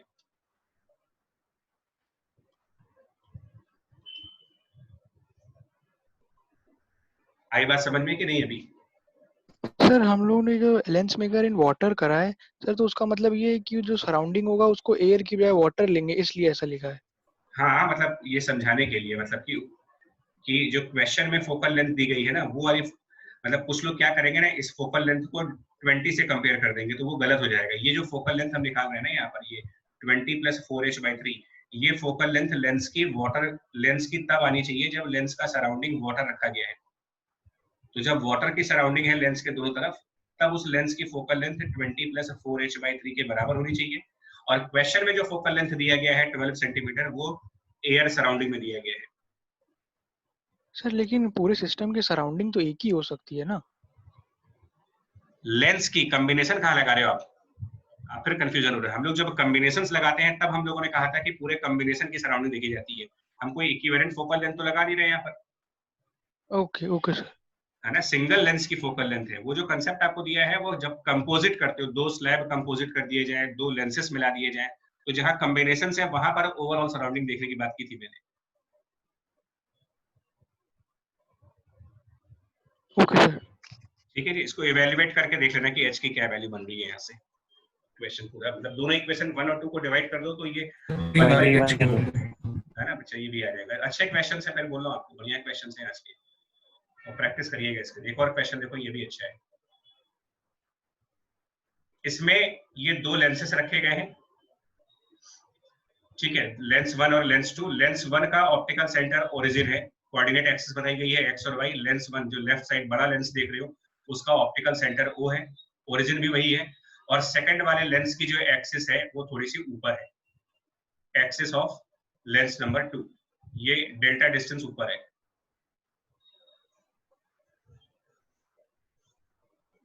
इनकी फोकल लेंथ मेंशन की गई है, f1 और f2। f1 f2 की फोकल लेंथ, जिसको हमने कैपिटल X लिखा हुआ है, वो एक्सिस ऑफ बिगर लेंस है, एक्सिस ऑफ लेंस 1 है ये। मतलब दोनों की एक्सेस कॉमन नहीं है। अल्टीमेटली कंसेप्ट ये है कि दो लेंसेस हैं लेकिन उनकी एक्सेस कॉमन नहीं है। तो ये कंसेप्ट है, क्वेश्चन से ज्यादा इंपॉर्टेंट है इसमें कंसेप्ट क्या यूज कर रहे हैं। डिफरेंट एक्सेस की लेंसेस को एक दूसरे से दूर रखा जाए तो किस तरीके की इमेजेस बनेगी। अब देखिए क्या निकालना है आपको, इसको देखो, है ना। हमें बताने हैं एक्स और Y coordinates of the focal length, focal point of system. तो कैसे बनेगा, देखिए फोकल पॉइंट सिस्टम का। जो सबसे पहले ये जो रे भेज रहे हो आप पैरेलल वाली, पहले वाले लेंस पर जो ये पैरेलल रे भेजी जा रही है फर्स्ट वाले लेंस पर, ये तो इसके फोकस की तरफ कन्वर्स करोगे। लेफ्ट वाले लेंस पर ये जो पैरेलल इंसिडेंट बीम भेजी गई है, इसको तो हम पहले वाले लेंस के फोकस पर कन्वर्ज करेंगे। और यहाँ पर ये दे रखा है कि जो स्मॉल डी है वो लेस देन f1 है, small D less than f2 भी है। तो हम इसको यूज कर रहे हैं रे डायग्राम के थ्रू। ठीक है, मैं थोड़ा सा डिफरेंट कलर यूज करके और रे डायग्राम दिखाना चाह रहा हूँ। लेफ्ट साइड से एक रे बड़े वाले लेंस के ऊपर जाएगी और ये फोकस होगी बड़े लेंस पर। बड़े लेंस का फोकस डी के आगे है, तो हम इस रे को कन्वर्ज कर रहे, इस रे को कन्वर्ज कर रहे और कन्वर्ज करके आगे लेके जाएंगे इसको। लेकिन एक्चुअली क्या होगा ना, ये आगे तक जा नहीं पाएगी। पहले वाले लेंस के बाद रिफ्रैक्ट होकर के इस ये रे टुवर्ड्स फोकस जाना चाहती थी, टुवर्ड्स फोकस। ये रे प्रोसीड कर रही थी फर्स्ट लेंस के फोकस की तरफ। तो एक तरीके से मैंने इसको इमेज बाय लेंस 1 कर दे रहा हूँ। This is also called as image by the lens 1 at the focus. यानी हमारा लेंस 1 से ये पूरा डिस्टेंस जो बनेगा ये f1 बन जाएगा, और वो d से बड़ा है। क्वेश्चन क्या है, अब इस कंसेप्ट को हमने मिरर में कई बार डिस्कस किया हुआ है। सेकंड लेंस के लिए इंसिडेंट रे फर्स्ट वाले लेंस की रिफ्रैक्टेड रे है। फर्स्ट लेंस के थ्रू जो रे रिफ्रैक्ट हो रही है, सेकंड के लिए वही रे इंसिडेंट हो रही है। डेफिनेशन ये कहता है कि किसी भी ऑप्टिकल डिवाइस पर जब रे कोई इंसिडेंट की जाएगी तो वो इंसिडेंट रे जिस पॉइंट की तरफ कन्वर्ज करना चाहती थी, इसे आप इसका ऑब्जेक्ट मानेंगे। डेफिनेशन ऑफ ऑब्जेक्ट यही है, फर्स्ट लेंस की रिफ्रैक्टेड रे I1 पॉइंट पर जा रही थी, तो ये पॉइंट फर्स्ट लेंस के लिए तो इमेज बनेगा, लेकिन सेकंड वाले लेंस के रिस्पेक्ट में यही पॉइंट जिसको हम इमेज बाय लेंस 1 कह रहे हैं, इसको ऑब्जेक्ट मान लेंगे। तो अब आप इक्वेशन लगाओगे for the second lens, equation for Lenz number 2 निकालेंगे 1/v माइनस 1/ ऑब्जेक्ट डिस्टेंस, ये आपको भी बताना है, इक्वल टू 1/f2। क्या रखेंगे सेकंड लेंस के लिए ऑब्जेक्ट डिस्टेंस?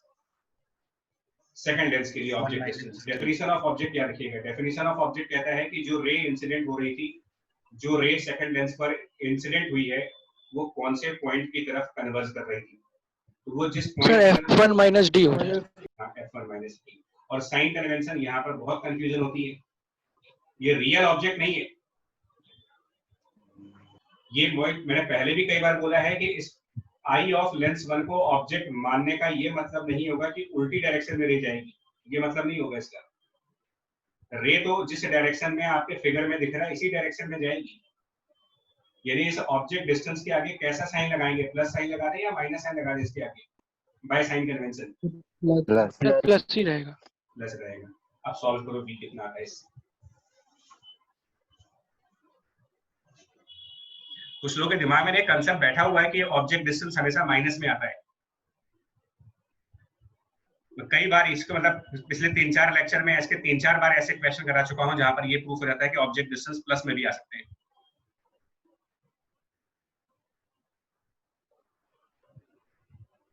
ठीक है, तो इसको सिंपलीफाई भी करना है, तो 1/v की वैल्यू बन जाएगी 1/f2 एंड वो माइनस उधर जाकर के हो जाएगा प्लस 1/f1 माइनस d। और मेरे ख्याल से इसको और ज्यादा प्रोसीड करेंगे तो v की वैल्यू बन जाएगी यहाँ पर f1 plus f2 minus d divided bye f2 times f1 minus d। सही 1/v की वैल्यू सही है ना ये ये 1/v सर ये 1/v है। 1/v है। 1/v, तो v पलट देंगे इसमें।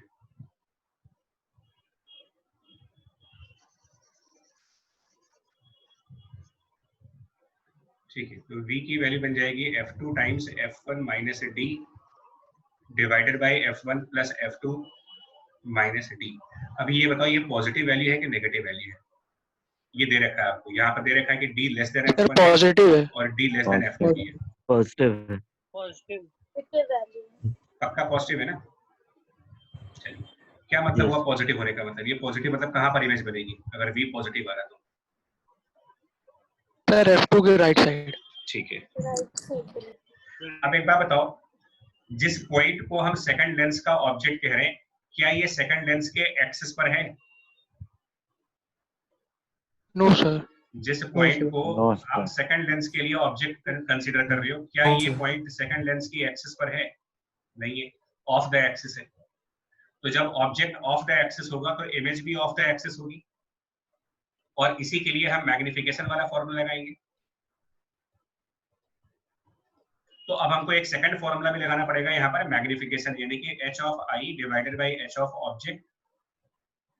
मैग्निफिकेशन वाला फॉर्मूला लगाएंगे तो h ऑफ ऑब्जेक्ट क्या रखेंगे? अब देखो, जिस पॉइंट को सेकंड लेंस का ऑब्जेक्ट कह रहे हो वो उस सेकंड लेंस की एक्सिस से डेल्टा डिस्टेंस नीचे, तो HO की जगह माइनस डेल्टा, क्योंकि बिलो प्रिंसिपल एक्सिस है, इक्वल टू फॉर्मूला होता है v upon u। Object distance second lens के लिए f1 माइनस d, और इमेज डिस्टेंस सेकंड लेंस के लिए ये बड़ा वाला एक्सप्रेशन जो सॉल्व किया गया है यहाँ पर, f2 ब्रैकेट में f1 minus d divided bye ये पूरा term f1 plus f2 minus d। इस पूरे से ना मुझे HI भी सॉल्व करना पड़ेगा कि HI कितना आ रहा है। इस पूरे से सॉल्व इसलिए करना पड़ेगा कि मुझे ये पता लगाना है कि HI पॉजिटिव आएगा कि नेगेटिव आएगा, ये पता लगाना है। Sir negative. हाँ, तो नेगेटिव है। HI की वैल्यू माइनस डेल्टा और इधर आ जाएगा आपका f2 divided by f2 divided by f1 plus f2 minus d। f1 plus f2 minus d, और ये एक नेगेटिव वैल्यू वाली है। क्या मतलब वो नेगेटिव वैल्यू का? ये इमेज सेकंड वाले लेंस के एक्सिस के नीचे बनेगी या सेकंड वाले लेंस की एक्सिस के ऊपर बनेगी? अगर SI माइनस में चल रहा और साइन कन्वेंशन नीचे आएगा। नीचे ये नीचे बनेगी।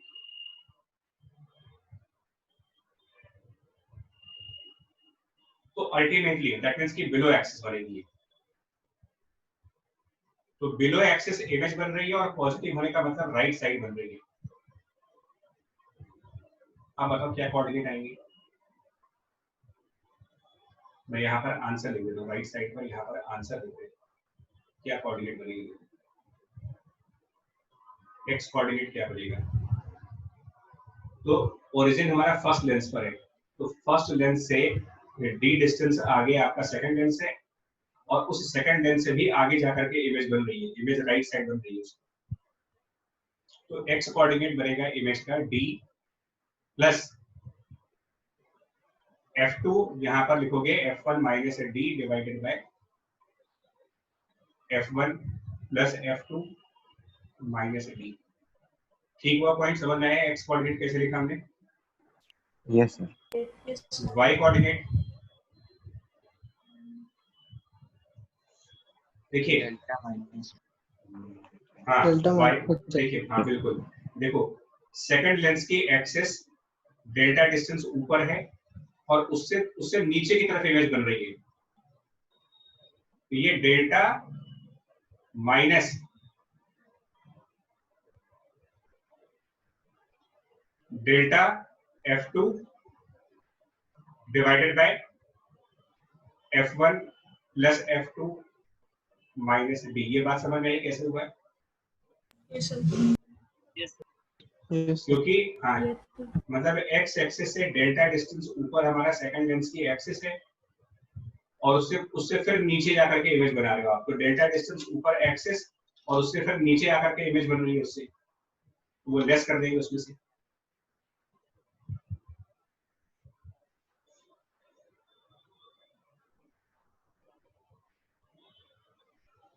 ठीक है पॉइंट ये बोलो। Yes Yes, sir. sir. चलिए तो देखिए, कंसंट्रेशन चाहिए होता है इन क्वेश्चंस में यार, और कुछ नहीं। मतलब एक प्लस माइनस से पूरा बर्बाद हो जाता है। एक और क्वेश्चन देखिए, ये बहुत बढ़िया क्वेश्चन है। लेंस, मिरर और वाटर टैंक, तीन चीजों का कॉम्बिनेशन।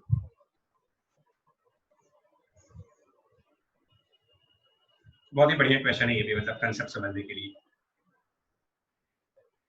सबसे पहले कह रहे हैं object AB is at a distance of 36 centimetre. ये डिस्टेंस 36 सेंटीमीटर है। लेंस की फोकल लेंथ डिमेंशन है 30 सेंटीमीटर की फोकल लेंथ।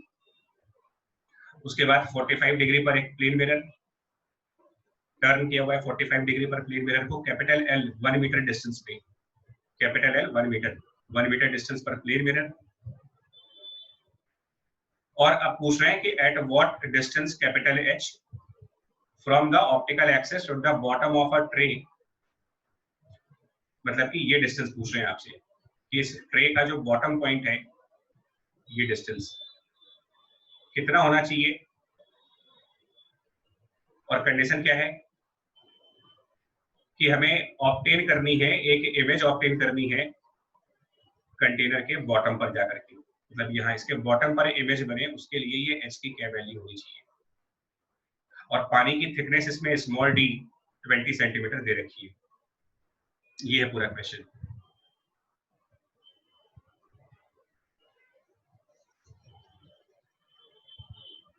क्या करेंगे देखो, सबसे आसान तरीका होता है ऑप्टिक्स में, जब ऐसी सिचुएशंस आने लगे ना आपको कि कई सारी चीजें इन्वॉल्व कर दी जाए, मतलब मल्टीपल चीजें लग जाए, आपको लग रहा है कि इसमें मिरर भी है, सब कुछ है, तो इसको ना बड़े पेशेंस के साथ एक एक स्टेप आगे बढ़ो। सबसे पहले आप इमेज बाय लेंस ऑब्टेन करो। कहां पर आएगी? पहला काम करो कि इमेज बाय लेंस कहां पर आएगी। फॉर्मूला यूज करके देखो, इमेज बाय लेंस निकालते पहले 1/v minus object distance lens का माइनस 36 सेंटीमीटर और लेंस की फोकल लेंथ 30 सेंटीमीटर। पहले इसको कैलकुलेट करो, बताओ कितना आता है। लेंस की जो इमेज बन रही है वो कहां पर बन रही है?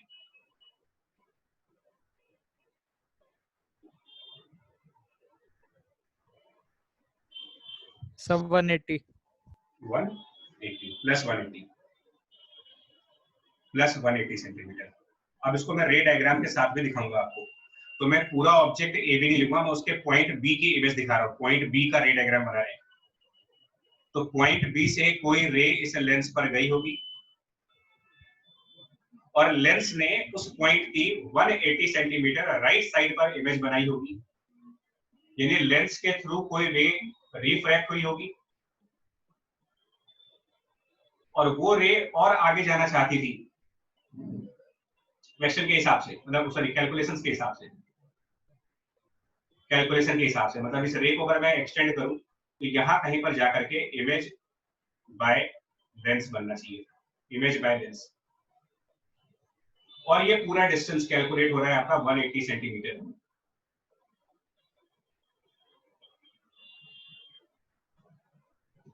अब फिर वही कंसेप्ट लगाओ, डेफिनेशन लगाओ। प्लेन मिरर के लिए सेकंड नंबर पर अब प्लेन मिरर आ गया, इसके बाद प्लेन मिरर की कहानी आएगी। किसको ऑब्जेक्ट मानेंगे प्लेन मिरर के लिए? कौन सी रे उसके ऊपर इंसिडेंट हो रही है? आई बाय लेंस। हाँ, जो लेंस से रिफ्रैक्ट हुई जो रे है वही इस प्लेन मिरर की इंसिडेंट रे है। Again same definition, incident ray जिस पॉइंट की तरफ प्रोसीड कर रही थी, यानी कि image by the lens, object consider करो फॉर दिस प्लेन मिरर। तो image by lens act like object, और प्लेन मिरर की प्रॉपर्टी क्या कहती है भाई? प्लेन मिरर की प्रॉपर्टी कि ऑब्जेक्ट मिरर से जितने परपेंडिकुलर डिस्टेंस पे होगा, तो अभी ये परपेंडिकुलर डिस्टेंस निकालेंगे, image by lens plane mirror से कितने परपेंडिकुलर डिस्टेंस पे है ये कैलकुलेट करोगे। क्या परपेंडिकुलर डिस्टेंस बन रहा है यहाँ? ये परपेंडिकुलर डिस्टेंस, और मिरर 45 डिग्री एंगल पर है, ये पता है आपको, और लेंस और मिरर के बीच में 1 मीटर का डिस्टेंस है, यानी 100 सेंटीमीटर का डिस्टेंस है, ये भी दे रखा है। यानी जिस पॉइंट को आप इमेज बाय लेंस कह रहे हो वो पॉइंट प्लेन मिरर से 80 सेंटीमीटर पीछे है, मतलब ये डिस्टेंस आपका 80 सेंटीमीटर है। सर 180/√2। अच्छा ध्यान से करो, गड़बड़ हो रही है। अलग से फिगर बना दे रहा हूँ, अलग से आपको डायग्राम बना के दिखा रहा हूँ। ये अलग से मैं डायग्राम दिखा दे रहा हूँ, इसमें क्या हो रहा है देखो।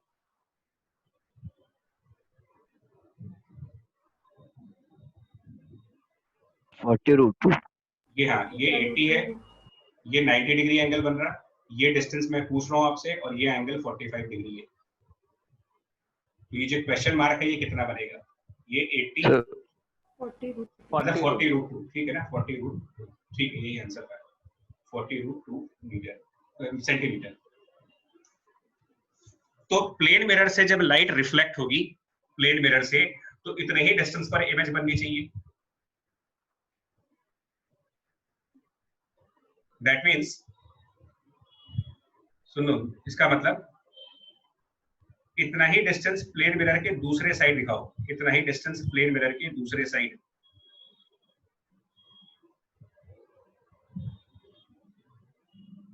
पहले आपको ना अलग वाले फिगर में, अलग सी फिगर में दिखा देता हूँ। पहले अलग वाले फिगर में, यहाँ पर ऑब्जेक्ट है, ये एक मिरर वाला लाइन है। हम कह रहे हैं कि ऑब्जेक्ट और उसकी इमेज उतनी ही डिस्टेंस पे बननी चाहिए। तो जो इमेज बाय प्लेन मिरर बनेगी, image by the plane mirror, ये भी 40/√2 पे ही बननी चाहिए।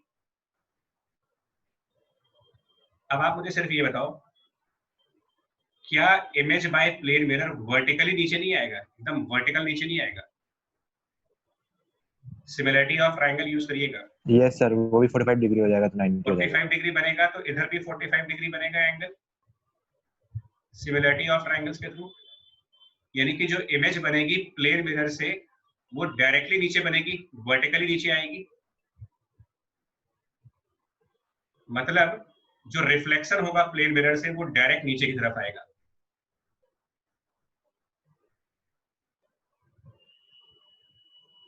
आ रही है बात समझ में ये वाली? Yes sir.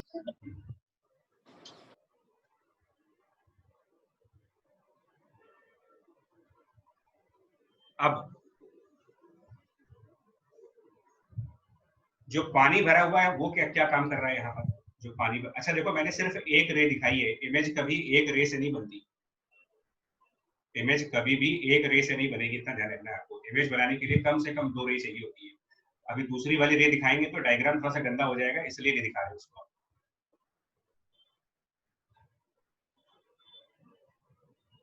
ये मैं समझना कि एक रे से इमेज बन जाएगी।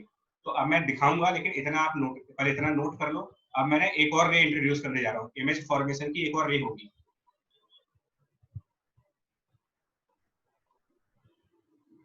देखिए, एक और रे यहां से कंसिडर होगी, वो भी इस मिरर पे जाएगी, वो भी आपका ना इमेज बाय लेंस की तरफ ही जाना चाहिए था, और ये भी मिरर से रिफ्लेक्ट होकर के लगभग वर्टिकली नीचे आएगी। मतलब एक्चुअल में दो रेज कम से कम हो गया, कम से कम दो रेज होंगी, तब जाकर के इमेज बनेगी।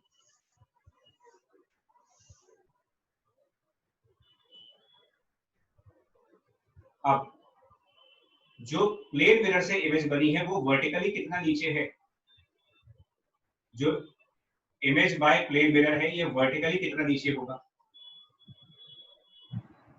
राइट साइड वाले फिगर को यूज करो, अगर ये सिमेट्रिकल फिगर बनी है 80 सेंटीमीटर। सर 80 तो image by plane mirror 80 centimeter नीचे है, मतलब ये डिस्टेंस आपका 80 सेंटीमीटर है।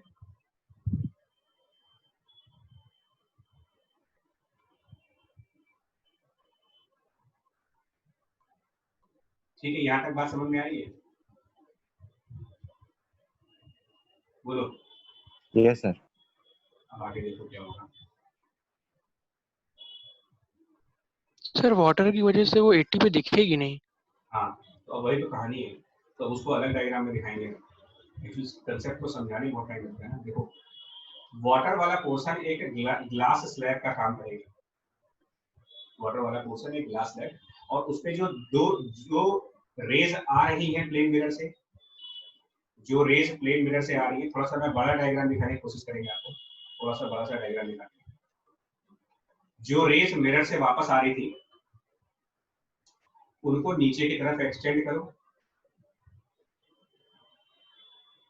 ठीक है, यहां पर कहीं इमेज बन रही थी, लेकिन हम सबको पता है कि ग्लास स्लैब में लैटरल शिफ्टिंग होती है। तो जो रे नॉर्मली स्ट्राइक हुई है वो तो आगे प्रोसीड कर जाएगी। मैं अलग कलर यूज करने जा रहा हूं आपको समझाने के लिए। जो नॉर्मल इंसिडेंस वाली रे है वो तो सीधे चली जाएगी,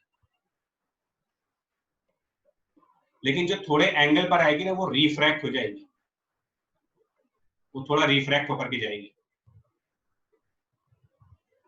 और क्वेश्चन के हिसाब से रिफ्रैक्ट होकर के उसको कहां जाना है, क्वेश्चन के हिसाब से रिफ्रैक्ट होकर के उसको कहां जाना चाहिए, क्योंकि क्वेश्चन में आपसे कह रहे हैं बॉटम में। बॉटम पर।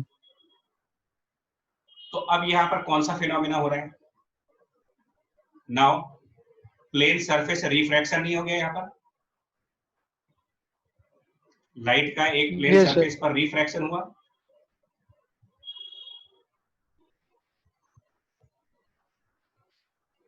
अब क्या करेंगे इसके लिए? सर v हम लोग निकाल लेंगे μ2 by μ1 ऑब्जेक्ट क्या मानोगे? प्लेन सरफेस रिफ्रैक्शन के लिए ऑब्जेक्ट। तो जो इमेज बाय मिरर बना था वो यहां पर एक्ट लाइक ऑब्जेक्ट होगा।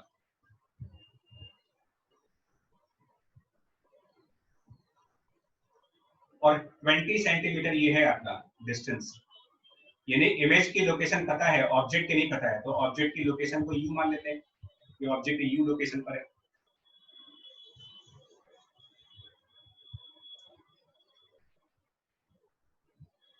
तो अब हम प्लेन सरफेस वाला फॉर्मूला लगाएंगे। इमेज का डिस्टेंस पता है 20, तो image distance 20 equal to, formula ये वाला लगा रहे हैं, तो v equal to μ2 upon μ1 into u वाला। μ2 कितना रखेंगे इसमें? अब लाइट कौन से मीडियम से कौन से मीडियम की तरफ जा रही है? तो 4/3 रखेंगे। मतलब एयर से पानी में जा रहे हैं ना, वाटर में। हाँ, 4/3। Yes sir. और ऊपर एयर यहाँ पर, और इनटू ऑब्जेक्ट डिस्टेंस पता नहीं। अब ऑब्जेक्ट डिस्टेंस निकालो कितना आ रहा है। सर उल्टा हो गया क्या हो गया? सर 20 नहीं सर, सही है सही है। इससे सही u है। कितना आ रहा है? u ऑब्जेक्ट डिस्टेंस u की वैल्यू सर 15 15। तो ऑब्जेक्ट डिस्टेंस हमारा 15 आ रहा है यहाँ पर। अब पूरा आंसर बताओ क्या होना चाहिए यार? इसका मतलब जो मिरर से लाइट रिफ्लेक्ट हुई है वो वाटर के टॉप सरफेस से 15 सेंटीमीटर नीचे होनी चाहिए थी।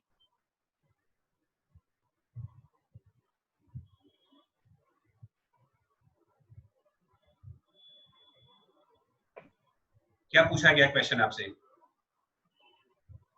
बॉटम ऑफ ट्रे कितने डिस्टेंस पर होगा? जो लाइट मिरर से रिफ्लेक्ट हो रही थी वो जहां इमेज बन रहा है ना, जहां पर इमेज बन रहा है, ये वाटर के टॉप साइड से 15 सेंटीमीटर नीचे है, यानी बॉटम से ये 5 सेंटीमीटर हुआ। और जहां पर मिरर की इमेज बन रही है वो एक्सिस से 80 सेंटीमीटर नीचे है और बॉटम ऑफ ट्रे से 5 सेंटीमीटर ऊपर है। तो मतलब कि बॉटम और एक्सिस के बीच में टोटल कितना डिस्टेंस हुआ इसके हिसाब से? Total distance between the bottom of tray and the axis sir 85। 85। यही इसका आंसर है, 85 सेंटीमीटर। ये इस क्वेश्चन का आंसर है।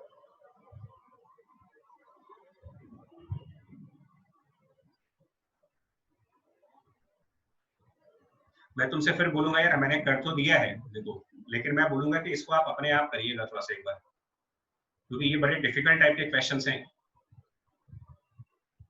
डिफिकल्ट नहीं है, मतलब वैसे अगर आप इसको स्टेप्स में ब्रेक करके देखो तो कोई डिफिकल्ट नहीं है, 3 स्टेप्स में ब्रेक करेगा तो। बट डिफिकल्ट यही है कि तीनों स्टेप्स को एक साथ एक ही क्वेश्चन में अप्लाई करना, लेंस की इक्वेशन को, प्लेन मिरर की इक्वेशन को और प्लेन सरफेस का रिफ्रैक्शन सब कुछ लगा रहे हो आप।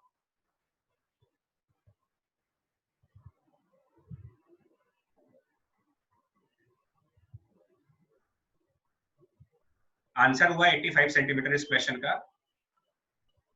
बट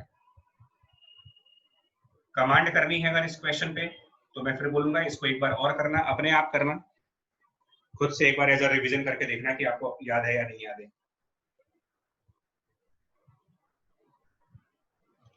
नेक्स्ट,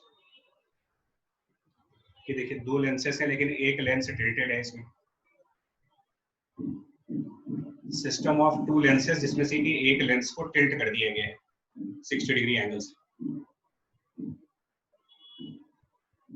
जानते हो जेई में एक क्वेश्चन आ चुका है ऐसा, ये तो ये नहीं आया था बट ये हम लोग के असाइनमेंट का एक क्वेश्चन था, पुराना क्वेश्चन है, लेकिन जेई में ऐसा ही एक क्वेश्चन आया हुआ है। मैं इसलिए बोल रहा हूँ कि यही सारे क्वेश्चंस फिर आएंगे आपके पास।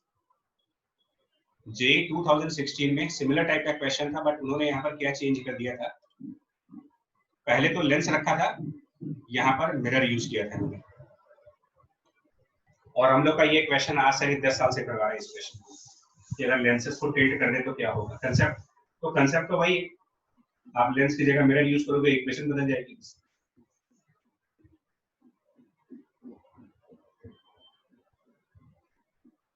कैसे करना चाहिए, मतलब एक्सिस फॉर लेंस नंबर 2 इधर है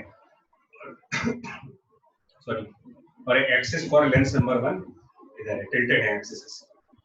तो पहले फर्स्ट लेंस की बात करते हैं, पहले वाले लेंस के लिए क्या होगा, कंसेप्ट समझ लो, उसके बाद आपको आ जाए पहले वाले लेंस के लिए। तो पहले वाले लेंस पर तो पैरेलल लाइट जा रही है, पैरेलल लाइट फर्स्ट लेंस के लिए।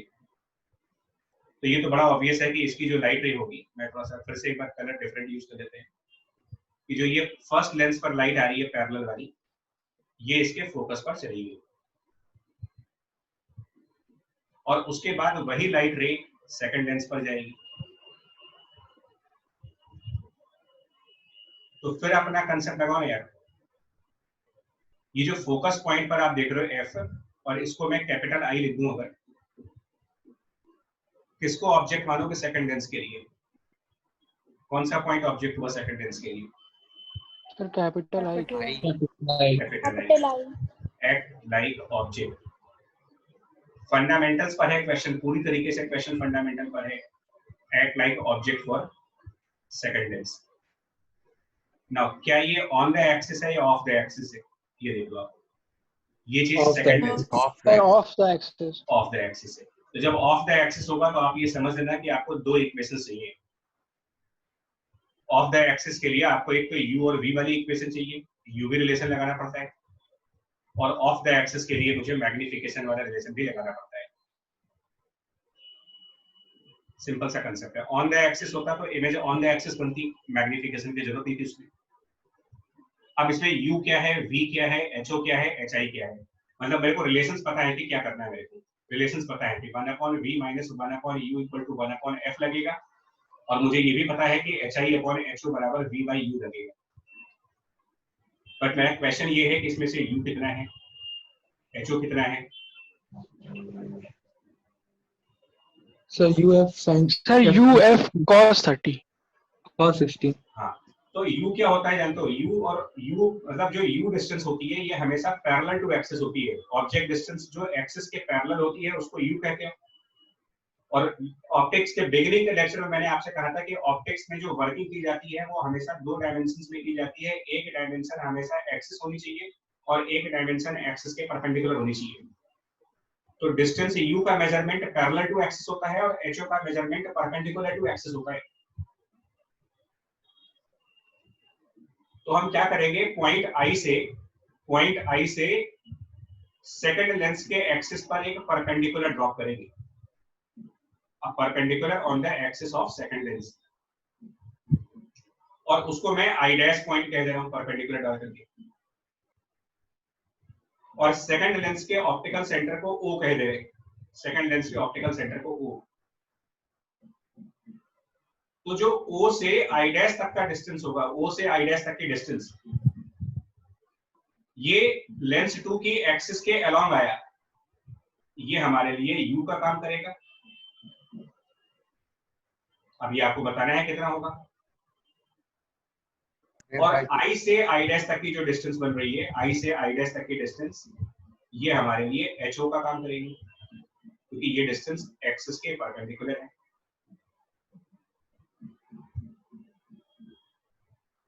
तो ये वर्किंग थोड़ी सी सेपरेट फिगर में दिखा देते हैं एक बार जैसे कि किस तरीके से बन रहा है।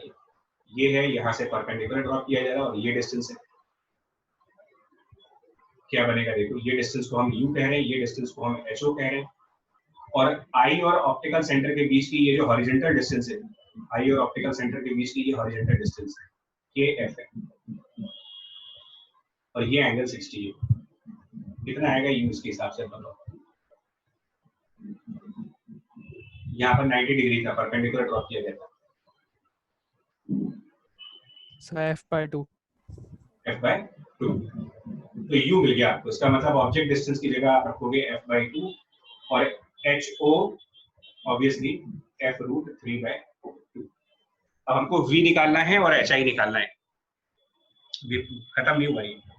तो अब v कैलकुलेट करेंगे, तो 1/v माइनस 1/u जो कि साइन कन्वेंशन में -f/2 इक्वल टू 1/f। कितना आएगा इससे v की वैल्यू? Sir -f। -f, ये v आया।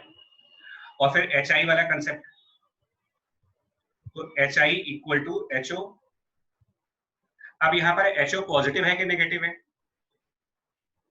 सर नेगेटिव होगा। नेगेटिव। लेंस 2 की एक्सिस के नीचे है या ऊपर है? देखो लेंस 2 की एक्सिस टिल्टेड एक्सिस है, तो लेंस 2 की एक्सिस के ऊपर प्लस होगा और लेंस 2 की एक्सिस के नीचे माइनस होगा। क्या रखेंगे ho की वैल्यू, माइनस या प्लस? Sir minus. माइनस ही है, कंफ्यूज मत रहो। ये लाइन जहां पर हाइलाइटर मूव करा रहा हूं, ये लाइन एक्सिस है जहां पर ये हाइलाइटर मूव कर रहा है, और इसके नीचे की तरफ पॉइंट I है, क्योंकि I पॉइंट को ही ऑब्जेक्ट मान रहे हो, तो ऑब्जेक्ट नेगेटिव साइड पर है उसके, तो HO की वैल्यू माइनस, और उसकी न्यूमेरिकल वैल्यू निकाली गई है f√3/2 इंटू v/u। इसके हिसाब से HO को इधर लेकर साथ में v/u, तो v हम लोगों ने कैलकुलेट किया है -f और u है यहाँ पर -f/2। टोटल कितना बनेगा? Sir -√3f। -√3f। अभी भी खत्म नहीं हुआ, देखो ये तो आया, अब इसको लोकेट करना है। अब इसको लोकेट कैसे करेंगे वो देखो नेक्स्ट पेज पे दिखाते हैं। सेकंड वाला लेंस हमारा टिल्टेड था ऐसे, सेकंड लेंस की ऐसे करके कुछ एक्सिस थी जिसमें ये साइड पॉजिटिव साइड है, ये नेगेटिव साइड है, इधर की तरफ ये पॉजिटिव साइड है और ये नेगेटिव साइड है। तो हम लोगों ने v क्या निकाला है उसका देखो, v की वैल्यू -f और hi की वैल्यू -√3f। तो V भी नेगेटिव, HI भी नेगेटिव, मतलब कहां पर इमेज बनेगी देखो, तो V माइनस एफ, यानी कि एक्सिस के along minus F distance, axis के अलोंग पीछे की तरफ नेगेटिव साइड पर एफ डिस्टेंस, और एक्सिस के परपेंडिकुलर जो HI है कितना था, f√3, ये यानी यहां कहीं पर इमेज बन रही है, ये 90 डिग्री एंगल है। सेपरेट डायग्राम में समझ में आया क्या हुआ, यहाँ पर इमेज कैसे दिखाई गई है? Yes sir. अब ये जो इमेज है वो सेकंड लेंस के ऑप्टिकल सेंटर से कितनी दूर है? ये इमेज सेकंड लेंस के ऑप्टिकल सेंटर से, मतलब इसका और ऑप्टिकल सेंटर का डिस्टेंस निकालो जरा, कितना आएगा पाइथागोरस थ्योरम से? Sir 2f। यानी कि फाइनली इमेज ऑप्टिकल, अच्छा, और ये एंगल कितना बनेगा अगर इसको बीटा माने तो? एंगल बीटा की, हाँ जी, 60।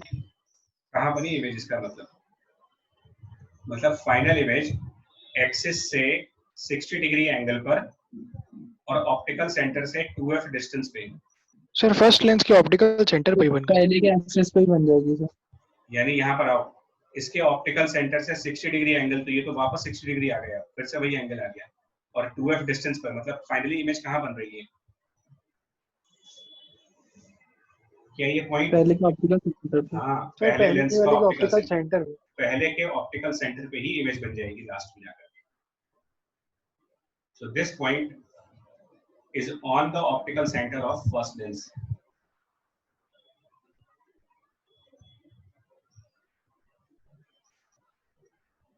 अब आप चाहे इमेजिन करो, इतना स्लो होकर के हम लोग कर रहे हैं, वो भी हम लोग कर रहे हैं, मैं कर रहा हूं, आप नहीं कर रहे हो, ठीक है? वीडियो बनेगी, आप देख लेना कितना टाइम लगा इसको सॉल्व करने में, टाइम कहां से कहां तक का लगा। इमेजिन करो एग्जामिनेशन हॉल में क्या हाल रहा होगा बच्चों का जब ये क्वेश्चन आया, और उसमें भी दूसरा वाला मिरर डाला था उन्होंने, एक लेंस और एक मिरर, वैसे भी कंफ्यूजन, मतलब कितना टाइम लगा होगा लोगों को सॉल्व करने में, मोर देन 15 मिनट्स एक क्वेश्चन में लगा। और क्वेश्चन भी कौन सा था, वन और मोर देन करेक्ट एमसीक्यू, जिसमें मिलने कितने थे, 4 नंबर से। 15 मिनट मेहनत, और उसके बाद भी कोई गारंटी नहीं कि आंसर सही आया होगा, कैलकुलेशन कहीं भी गड़बड़ हो सकती है। नंबर कितने मिलने थे, 4, और गलत हो गए तो -2 अलग से। सर 2016 में वैसे भी कोई क्वेश्चन नहीं आ रहा होगा, तो यही कर दिया होगा लोगों ने। अरे मतलब हम 19 कौन सा आसान आया था, अभी जो हुआ है, अभी ये रिसेंटली जो हुआ है 20 वाला, हाँ ये तो बहुत आसान नहीं है। बट मेरा पॉइंट देखो क्या है ना, कि जिस बच्चे का डेफिनेशन पार्ट क्लियर होगा ऑप्टिक्स में, फिर बता रहा हूं, ऑप्टिक्स में आप जल्दीबाजी करोगे तो कुछ नहीं होगा, पेशेंस बहुत जरूरी है। डेफिनेशन क्या होती है, ऑब्जेक्ट किसको बोलते हैं, यू का मतलब क्या है, एचओ का मतलब क्या है। इतने दिनों से आप लेक्चर पढ़ रहे हो ऑप्टिक्स को, ऑलमोस्ट कहीं पर इनके अलावा कोई फॉर्मूला तो लगाया नहीं हमने, ऐसा तो नहीं कि कोई नया फॉर्मूला यूज कर दिया, घूम फिर के वही सारे फॉर्मूले यूज होते हैं। बस थोड़ा सा फोकस बढ़िए इसमें।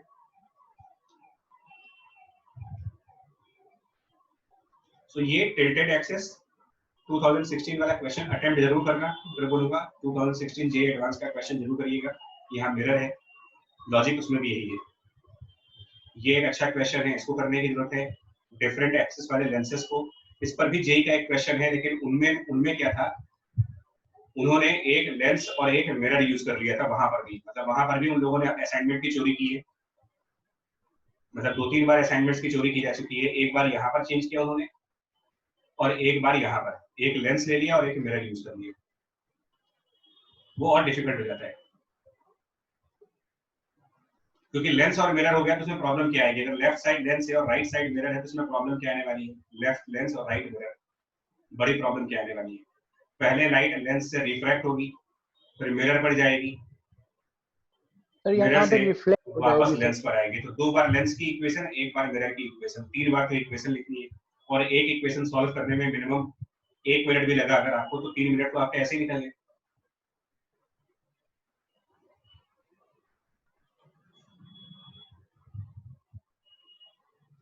ठीक है, तो ये थोड़ा आज मैंने क्वेश्चन इसीलिए जरा इंटेंशनली दिए थे आपको कि एक तो कल के लेक्चर के क्वेश्चन, डेविएशन को कैसे यूज करा जाता है वो कल के लेक्चर का, फिर ये स्प्लिटिंग वाले कंसेप्ट, डिस्प्लेसमेंट मेथड का एप्लीकेशन पार्ट जो कल डिस्कस हुआ था वो, और बाकी ये रिव्यू प्रॉब्लम्स। तो अभी ना आपका लेंस पूरी तरीके से मतलब जितना हो सकता था हम लोगों ने कंप्लीट कर दिया है, मतलब जितने वैरायटी ऑफ कंसेप्ट्स पॉसिबल थे वो लगभग मैंने सारे कंप्लीट किए हैं। अब कुछ रह गया होगा, अगर बाई चांस भी देखेंगे, हम भी रिव्यू करेंगे अपने लेक्चर को, अगर फिर भी कुछ रह गया होगा तो अब वो हम लोग रिवीजन पार्ट में लेंगे। आई मीन अभी फिलहाल के लिए लेंस का पोर्शन खत्म हो चुका है, और ज्योमेट्रिकल ऑप्टिक्स में सिर्फ आपके पास एक चीज बची है ना, उसको हमने जानबूझ करके अलग लेक्चर में रखा है, वो है प्रिज्म और डिस्पर्सन फिनोमेना। प्रिज्म, डिस्पर्सन और रेनबो, ये 3 कंसेप्ट्स जो लास्ट लेक्चर होगा इसका फाइनल। ठीक है जी। Yes, sir. Yes sir. Yes.